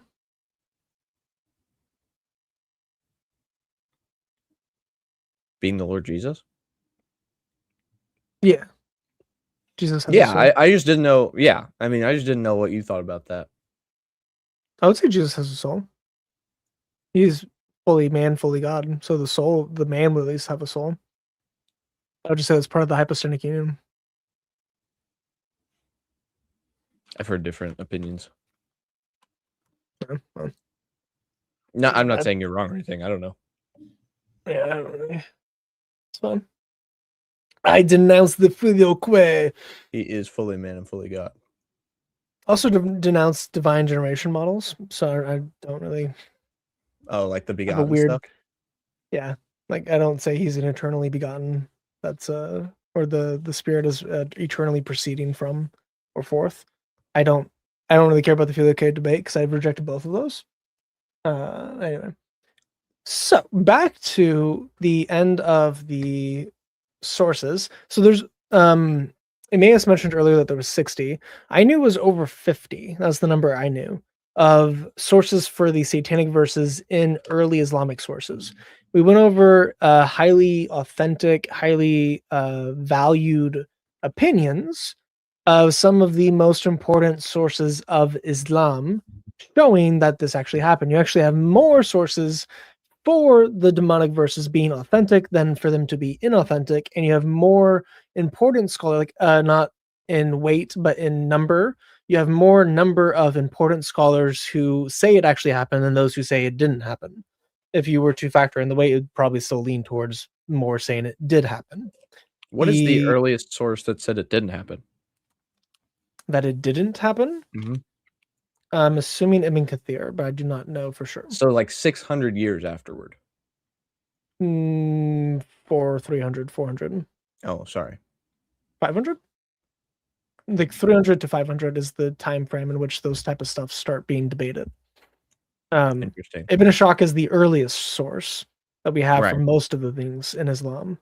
But you do have some early commentaries I think are around that time frame. The Hadith are after it. The Hadith and Tafsir are typically after Ibn Ashaq. Ibn Ishaq will be the first testimony on almost any issue that it talks about. Interesting. yeah. Because I know it's like, well, I don't know how you feel about this, but like Amil, people will like to argue sometimes that that Revelation was written before 90, and like the earliest attestation we have of that is like, you know, hundreds of years after, stuff like that, you know. So yeah. I was just wondering, because like, yeah, if it's unanimous, because I mean the dating of Revelation is unanimous in the early church, and it's not till later that you get this earlier date for Revelation, and so I think it's, you know, personally I think it's odd to believe that, and just equally as odd in Islam to believe that these verses were not revealed that way if the earliest attestation you have is hundreds of years later and by someone who was not associated like completely directly with the prophet. Right. And there's dozens of different sources and attestation for the event. Right. It's not just one Isnad chain. David Wood, he made a video at the beginning of the year or at the end of last year on the demonic verses, and he showed every single Isnad chain. I know David won't strike me, so let's just go through that real quick. It'd be so ironic if David was the one to strike me. The problem was dire. Yeah, right now that.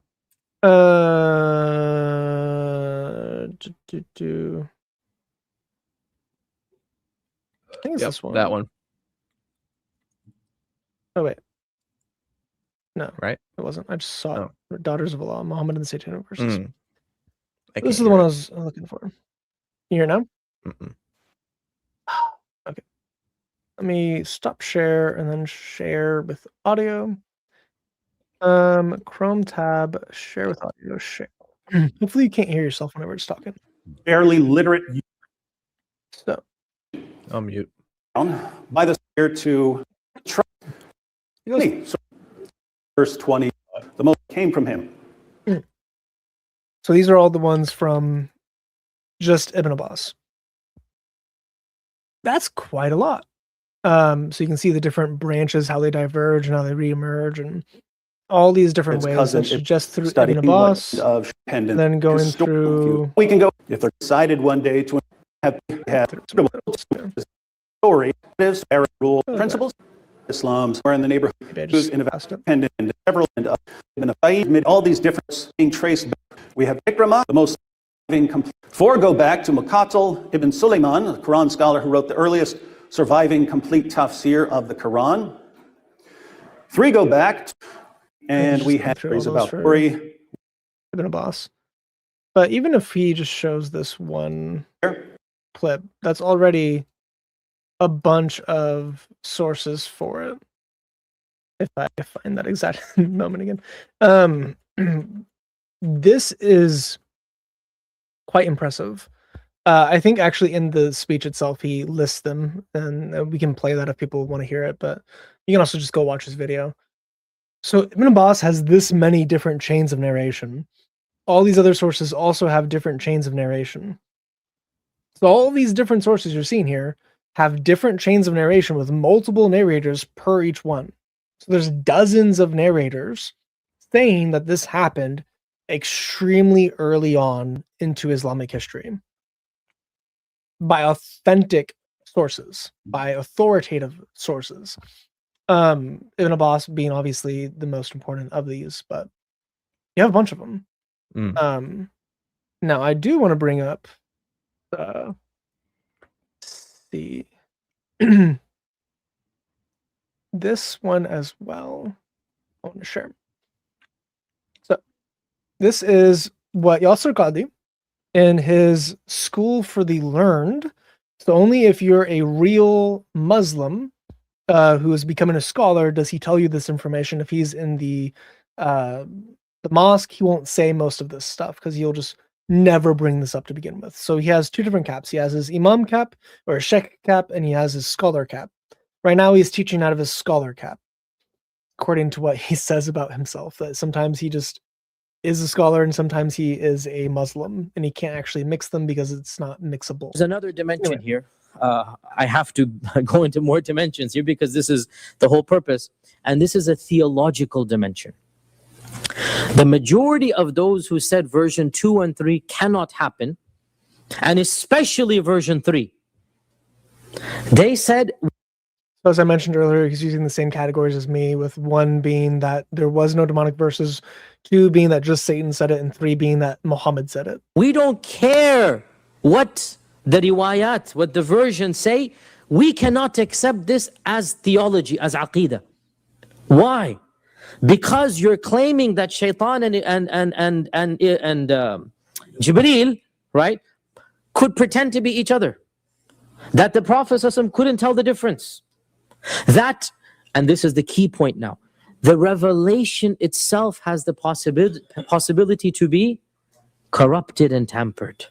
The integrity of the wahi becomes compromised. So, as one of them says, a famous scholar of our times, I don't care if the isnads are like the sun, the bright as the sun. Kashams, I'm not going to accept this story. This is a scholar of our times writing this, right? And a lot of the previous scholars... Isn't that insane? Even if the isnad chain was as good as gold, even if it was as sahih could possibly be, I wouldn't accept this. That's blind faith. They do that with a ton of other stuff too, though. They sure do. But And as they he get the mentioned Quran earlier, from a guy who was noted to have lied on multiple occasions. Yep. The Quran's isnad chain comes through a man who any single hadith with him in that chain automatically becomes da'if. Because he was such a known liar. But that's the version of the Quran we're working from. Super smart, super intelligent.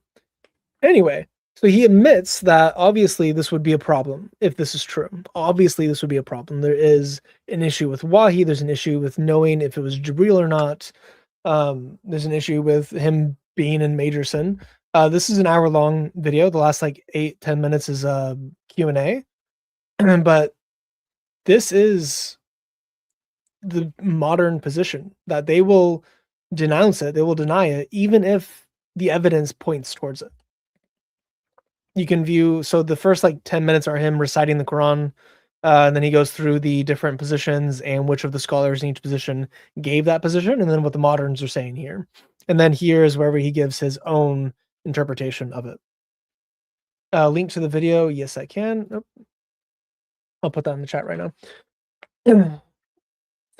As well, they said some similar things. Is that we can't... Al-Qadi Iyad is one of them. Al-Qadi Iyad is, he has one of the best books of Sirah, Al-Shifa bi-Huquq al-Mustafa. Al-Shifa bi-Huquq al-Mustafa. That which causes the heart to be cured by talking about the rights of the Prophet ﷺ. It's a 2-volume book, and it's all about Sirah and Prophet specialities and miracles. And he says, how can any Muslim believe in this story, basically, right? How can anyone who loves Rasulullah believe in this story? So he uses an emotional argument. Right? And he says, how can anybody accept that the Prophet could basically slip into this and take Shaitan's wahi or Shaitan's recitation? Very important. Very important. Also very easily. How is it? Very easily. So it's also interesting to note, the scholar is not using a evidence-based approach. He's using an emotional-based approach to denying the Satanic Verses.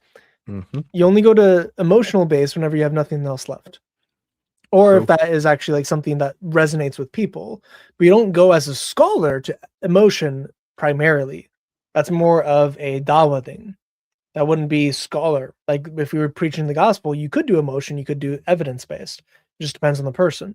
But as a scholar of the Bible, you always go evidence first. So if the scholars are appealing to basically you have to take it this way, otherwise Islam fails, that's because pretty it telling. doesn't feel good. And so scholars are dawah guys. Yeah. Well, yeah, let me jump forward to where he gives his own opinion. Seem to interfere with the process of wahi. And Allah Azza wa Jal has guaranteed the process of wahi. And Allah Azza wa Jal says, لا يأتيه الباطل من بين يديه ولا من خلفه. And Allah says, إنا نحن نزلنا الذكر وإنا له لحافظون. And Allah says, وإنه لتنزيل رب العالمين نزل به الروح الأمين. Right. He's basically just quoting a bunch of surahs that says that no one can change the words of Allah, no one can corrupt it, no one can do anything. That stuff. In other words, so many verses talking about the purity of revelation, that no one can falsify the revelation. Now, if Ibn Taymiyyah had been in front of me, he would say, but the revelation was not falsified. And we know what is true from what is false. You understand his refutation, right? Still, So he's admitting that Ibn Taymiyyah, as we read earlier, affirms the story. Heart inclines towards the fact the purity of revelation should not be compromised. Number two, there is no authentic version of the shaitanic incident at all. Not true. Every single incident that is reported in Tabari and Al-Wahidi is weak, every one of them. What? And none of them is an unbroken chain back to the Prophet Muhammad ﷺ. None of them. There's multiple back to Ibn Abbas. So is Ibn Abbas not a companion of Muhammad? Maybe he didn't know. Yeah, no, but it's like you literally just read. I'm assuming he read Taymiyyah. Oh yeah, no, he's read all of this. He knows all of it. Yeah. And he knows that Taymiyyah says that it goes back to Ibn Abbas, and so does the Sirah. Ibn Ashaq. Low IQ population needs emotional engagement more so than high intellectual. Yes, that is indeed true. Maybe they just made all of this up. Yeah, one of the commentaries is basically like, this obviously can't be made up because there's so many sources for it. Anyone who says it's made up is an idiot kind of situation. Which is true. It's like, and it's not flattering to the Prophet either. It's not like Taymiyyah was just sitting there like, oh yeah, let me just write in this thing about Satanic Verses, and you know, and Ibn Ashaq was like, oh yeah, let me. It's like they wouldn't have done that. Criterion embarrassment. Embarrassment, exactly, and they use that so often for their Prophet. That's like, no, he just denies that it happened. Oh, let me go back a little bit. The beginning of his arguments. Every day we read salah. Every time this ayah is revealed, this is the marriage contract. Without any nikah, without any wali, without issues, and they are difficult issues. For now, let's just take the verse at face value. You were scared of the people, you should have been scared of Allah. That's in the Quran, correct? Zayd came to the process of wanting to divorce Zainab. When we get to that story, because if he had made them example that nobody can argue. Well, first of all, okay, I guess I don't have proper context, but if he's saying that Zayd wanted to divorce Zainab before, I don't know about that. He is as perfect as possible. Okay, now when it comes to this issue of the quote-unquote satanic verses, as I said, this name is not found in Islamic sources, but just to understand it, we can call it Qissat al-Gharaniq. But this story, Ibn Taymiyyah says that this does not show at all that the wahi has been corrupted. Rather, it shows it has been protected, and that the Prophet ﷺ is the most truthful of all those who speak the truth. Why? Because of the very fact that he came clean with the story. Yeah, so he gives the explanation of Taymiyyah. So first of all, Taymiyyah, I mean, if you take Taymiyyah's position, you are done. You're not a Muslim anymore. Second, it's funny. I thought it was funny when he said he's the most truthful of all the truth tellers. Anyways, he's the most truthful of all the prophets, including Isa. Because everything happens by the will of Allah. Allah allowed the shaitan to get in 2 verses, and then Allah abrogated what shaitan said, and Allah perfected his verses, and the Prophet ﷺ came clean and said everything. And so my point being here, if you really think about it, he lied. This is how you know he told the truth. True. Yeah. All 3 versions, they have their the worst part. They have their. is that he lied, was corrected day of, and took him 8 years to correct in the Quran. Mm-hmm. So Or that story is made up. I like to think it wasn't. You're just really, really lazy with writing it down. Yeah. Possibilities, right? Also, just really, really so happens to be after he had the fallout with the Quraysh fully Quraysh. that he wrote down. Mm-hmm. Yep. Pro. And there are major scholars on all three sides of this equation. Now, what is my opinion about this? And astaghfirullah, who am I to compete with these great, great scholars? But nonetheless, I need to give you some as a minor student of knowledge, and I do not compete at all with the great people we have mentioned. Okay, well then shut up. We have Ibn Kathir, we have Ibn Hajar, we have Ibn Taymiyyah, and subhanAllah, all three are major giants in our religion. Mm-hmm. At the same time, we're allowed to give our own opinions on this issue, and Allah Azza wa Jal knows the truth. In my humble opinion, version 1 is the one that we need, and we don't need version 2 and 3. And we can cross them out for the following 7 reasons. For the following 7 reasons. Good. Reason or number one, it is true to say that I know. claiming that shaitan can inspire the Prophet ﷺ, even though Ibn Taymiyyah explained it away, and there is a way to explain it away like he did, still it does seem to interfere with the process of wahi. That is in fact the problem. Yep. So he's rejecting it on the grounds that it would make Islam false. Right. Even though Ibn Taymiyyah claims. So wait, if he says that version 1 is the one to go with, Mm-hmm.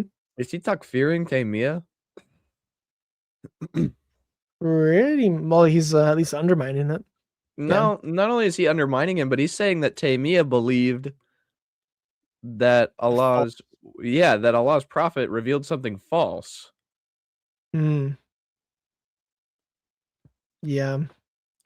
Also, we have Sebastian point out, notice he said we need is a Freudian slip. Yeah. True. I noticed that every time I heard it. It was like, you need it to be that case, because otherwise Islam is false. Mm-hmm. Yeah. Yeah. So he admits that, hey, and he's in the same camp of all the other modern scholars. Mhm. If the Satanic Verses incident did happen, which we have no reason to not believe it, other than the Isnad science, but Isnad science is a joke anyway. As Yasser Qadi admits that Isnad science is a joke. That's the only reason we have to denounce it, when we have so many early multiple attestation from multiple different authors from multiple different Isnad chains that all agree on the same basic facts. Why would we deny it? Other than the fact that Islam is false because of it. It would be funny if Yasser Qadi was like, I believe this is false because Isnad sucks.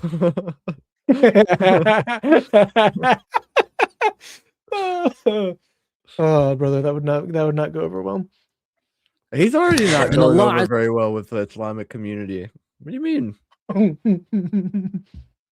That's true, but at least he's still like a sheikh in the Epic Mosque. Mm. If he yeah, if he Epic did City. that- yeah, Epic City was You know- his baby. Yasser Qadi, honestly, he's got, I won't lie, he's got a nice voice. I could listen to him lecture. You know what I'm saying? Like, You want to listen to him sing the Quran real quick? no, nope, Hijrah. 2 months after- Nope, it's okay. The It's all good. ينجبون وتضحكون ولا تبكون وأنتم That's not what I meant. No. Good though. Appreciated. Also, what kind of phones he got? And this is an old video. Oh, okay. That's probably legit. So let's see, when did this come out? 13 years ago. That's like an iPhone That's pretty 1 legit. or Yeah. 2. The Buruk, Buruk, Buruk. I love that in 4 years, Yasser Qadi will admit the Satanic Verses are true.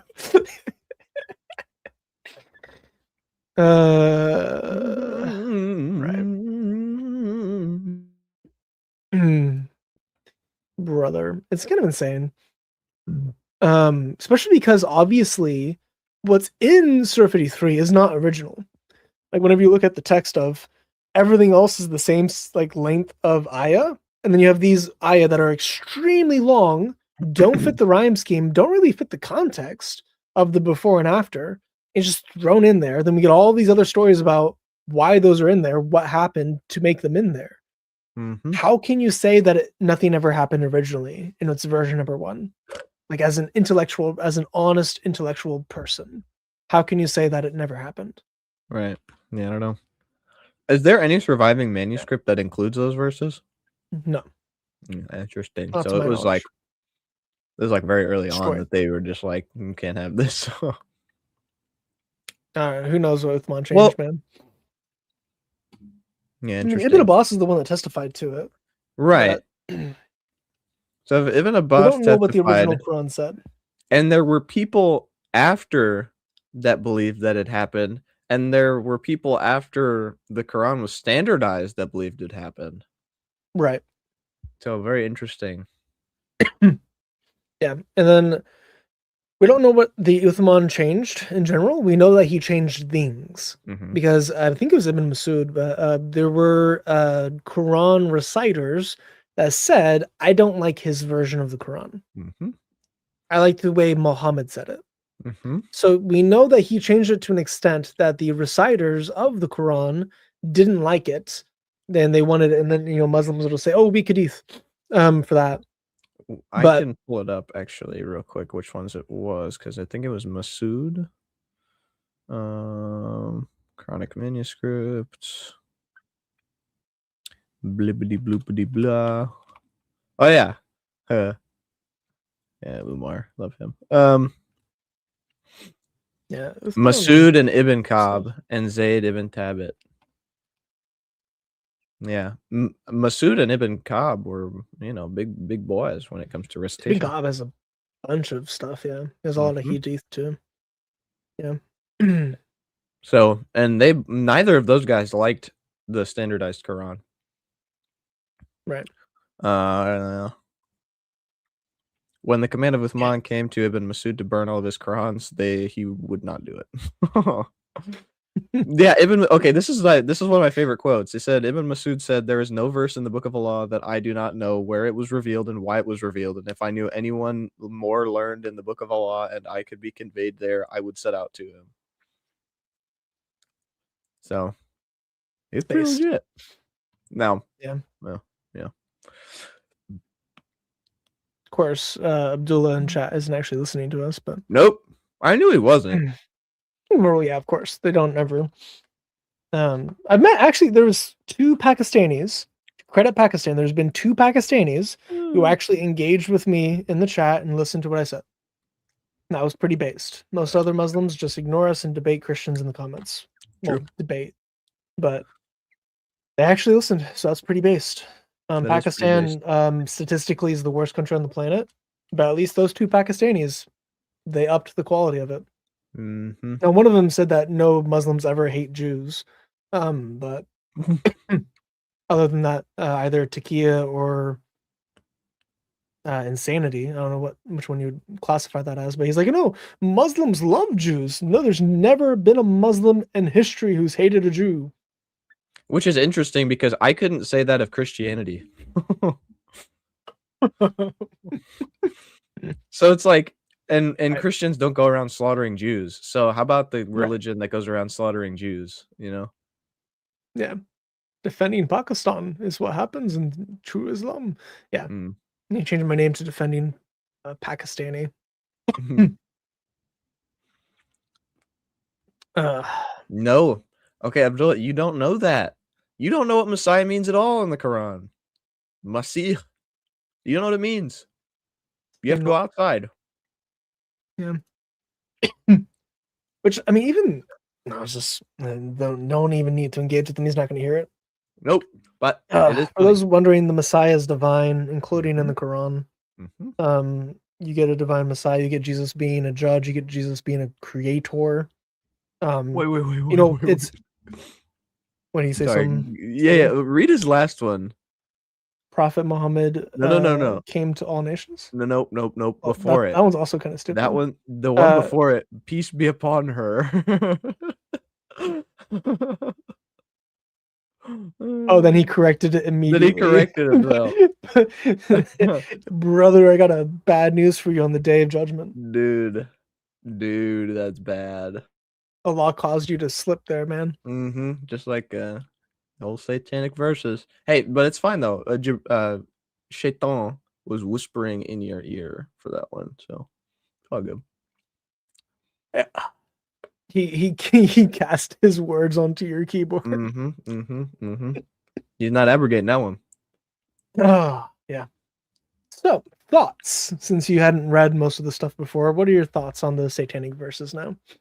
I think you're Islamophobic, and that nobody should ever believe that Satan ever did anything to Muhammad, because Muhammad was just as capable of fulfilling Satan's role himself. True. He's referring to the kirats, which change the vowels, and you can make it into a feminine. So interesting. Yeah. Abdullah out here fighting ghosts, ignoring all the responses to his yeah. No, I think that it's pretty apparent that this is probably a thing that happened. But I do appreciate the nearly immediate Muslim knee-jerk response to just try and get it out, to try and just punch it, get it out. Because I'm gonna be honest with you, the early Muslims, they created a lot more problems than they solved. Like whenever it comes to the Quran and stuff, you'd think, oh man, surely these guys would have thought about this and they would have come up with thoughtful answers, and they just like keep affirming the thing that is wrong, and right, and doubling down. Exactly, it's like the affirming of the Jewish and Christian scriptures. Virtually all of them did that. Every last one of them. They were all just like, oh yeah, they're great, because they didn't know what was in them. Yep. Right. They didn't know about the Islamic dilemma.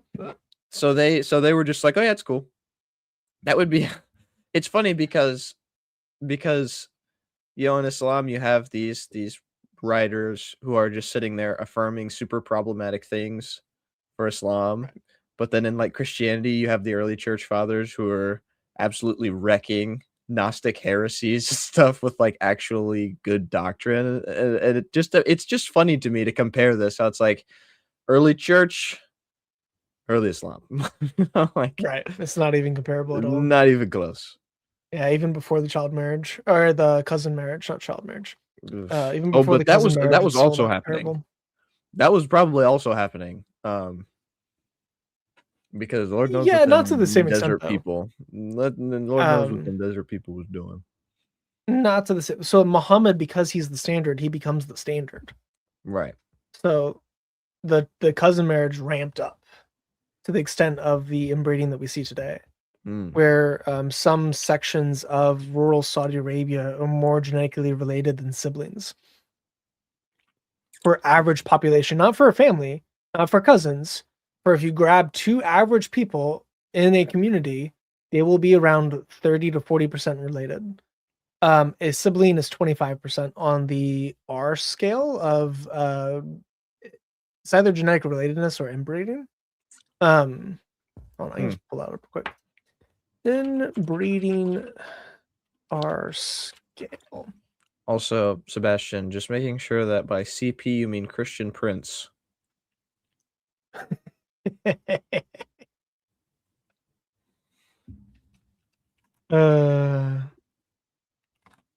Yeah. Right. So you could not, in some of the Muslim communities, because of how inbred they are, you cannot actually marry anyone in the community and not be essentially practicing incest. Granted, those are the smaller communities. I need to make a video on the actual statistics, because the statistics are crazy. Pleasing Christian Prince. Cheese pizza is not the other thing that I was thinking about. That no, not the other thing you were thinking of. Yeah. Think of child adults. McCain. With the wrong P. Smalley's average IQ is 67. It's, I Dude. think, lower than that, isn't it? For having 67 IQ points, they definitely found a really clever way to run some scams up in Minnesota. Or they were just told how to do it. By Satan. I'm just kidding. Or by Ilhan Omar, who's in charge. She's Somalian, in charge of the Senate. And Tim Walz, bro. He Yeah, needed to Tim get his Walz. state under control. Although it was bro. happening. It was happening before him. He had just increased significantly under him. Oh, So it was more likely to be another person in the government who helped them start the process. And then he exacerbated it. Probably for votes and money. like the white man he is, bowing down to 67 is Islam. the combined IQ. It's a wild statement, the guy. You stop being able to breathe at like 40, by the way, at like 35. Your body is not intelligent enough to automatically breathe on its own. 70 is considered mentally retarded. So 67 is below the standard of mental retardation in this country. And almost every Muslim country is at that or around that or below it. Which is very interesting to me. Right. Because I mean, I guess, well, Chris, your standards are just based on Christian societies. You got to get with the times. Also if Asian. if you included the Muslims in there, then the average would be much lower. So then they would still technically be like very low average. It would be, everything would be fine if you just included, shared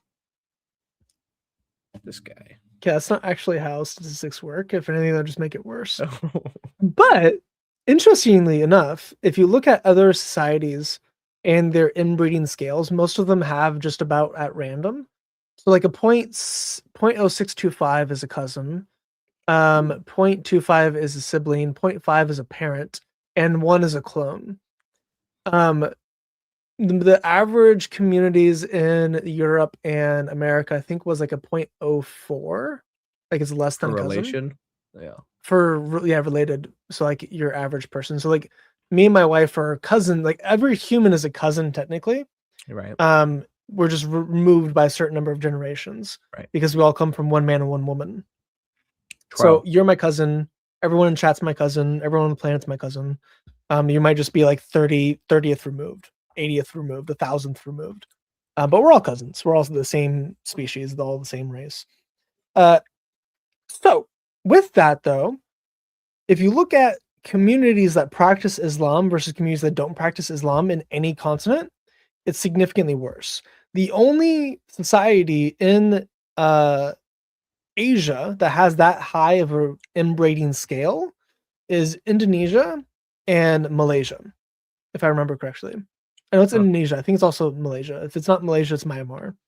But it's like the two Muslim countries in the region, or the regions that have 0.2 and 0.35 inbreeding. So it's as much as a sibling or more than a sibling. And there's some regions that are almost as much as your parent. So if you were to marry anyone in the community, you'd be essentially marrying your father or mother as far as your genetics go. Which is why they have so many birth defects and deformities. They're a very small amount of the population, but they make up a massive amount of the defects. Interesting. Which is not great. There's actually an interesting looking defect that they have that's unique to them. Let's see if I can find it real quick. I'm not sure that I want to see. I would be honest with you. It's Pakistani birth defect. No. It's their face. Their face is elongated. It kind of looks like a mouse. Ooh, that's I couldn't show that on YouTube. Probably shouldn't. That's find one I can actually show on YouTube.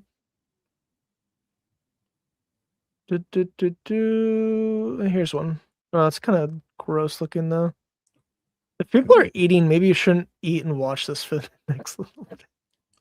Oh, I mean, hey, man.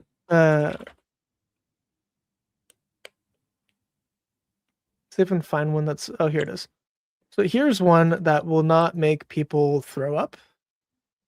And I'm doing you a solid by not going through all of them and just showing you this one. Oh, So this I've seen that one before. little like round face downward with the sunken forehead and all that, like this is the common Pakistani birth defect. And let me switch back to some of the other ones that are still not super gross.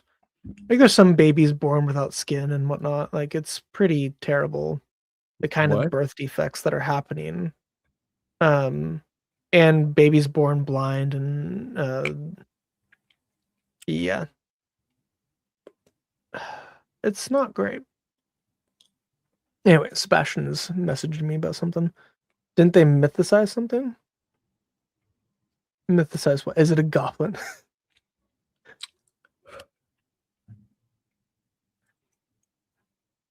I think Sebastian gives some solid advice. Someone Arabs say he's my cousin. They're right. Yeah. Absolutely. Just don't marry your cousin. Don't do that. My favorite statistics when Muslim countries say 100% of our population is devoutly religious. Like they had, like anybody even had a choice. Yeah, my favorite is like Iran being 99%. I think the better statistic is the zero rape rate in these Muslim countries, because rape is essentially unprovable in court. Mm-hmm. It's impressive. And the problem is that if you can prove rape in an Islamic court, it becomes weird. It's like, right. why were those people there? What?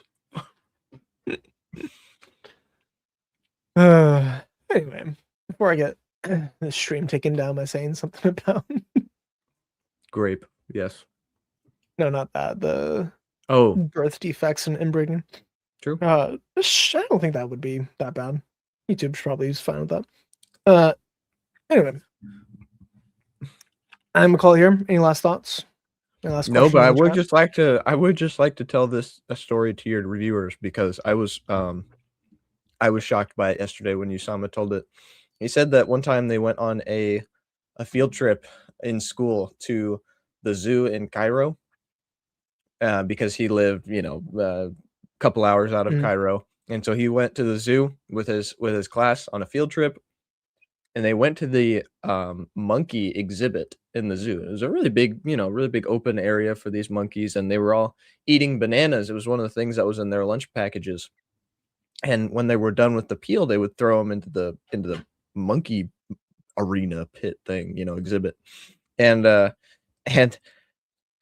teacher came running over to him, and Usama thought, man, he's about to reprimand these kids for throwing all these banana peels in there. That's weird. And instead, he encouraged them and said, no, see these monkeys? These are actually Jews. So just wanted to let everyone know that was a real thing that a real person actually said. I have proof of it. Your stream didn't get taken down yet, so I'm going to take that as a good sign for mine. True. Because I remember that was a pretty close. Yeah. So that is actually almost the exact phrase that got my video taken down and got me 2 strikes. So yeah, that's what YouTube don't like. They think I'm being anti-Semitic when I'm like the most pro-Semitic person you could probably get. Talking about Islam. Honestly, I really hope that they do strike this, because I want them to go back in the stream to so that way they have to watch the part where I said that I think that the Jews have always been right and everything that they have done is good. I want them to have to watch that part too. Yeah, exactly. No, they wouldn't check that. Exactly. That's what I'm saying. It would be funny if they made it, if they have even that though both. yeah, exactly. It'd be pretty funny. It would be kind of funny. I hope they don't. YouTube, just for the record, they're not. Chill. They're not. Sharia. Yeah. I love the Sebastian of whenever you cover Islam, there's a 0% chance of the stream being taken down. True. Chris, if the stream ends up being taken down for what I said, I sincerely apologize. That's fine. That would just get 3 strikes. I have 1 more to go. Okay. May the grace of the Lord Jesus Christ, love of God, and the fellowship of the Holy Spirit with you always. Stay away from Islam. Goodbye. Peace.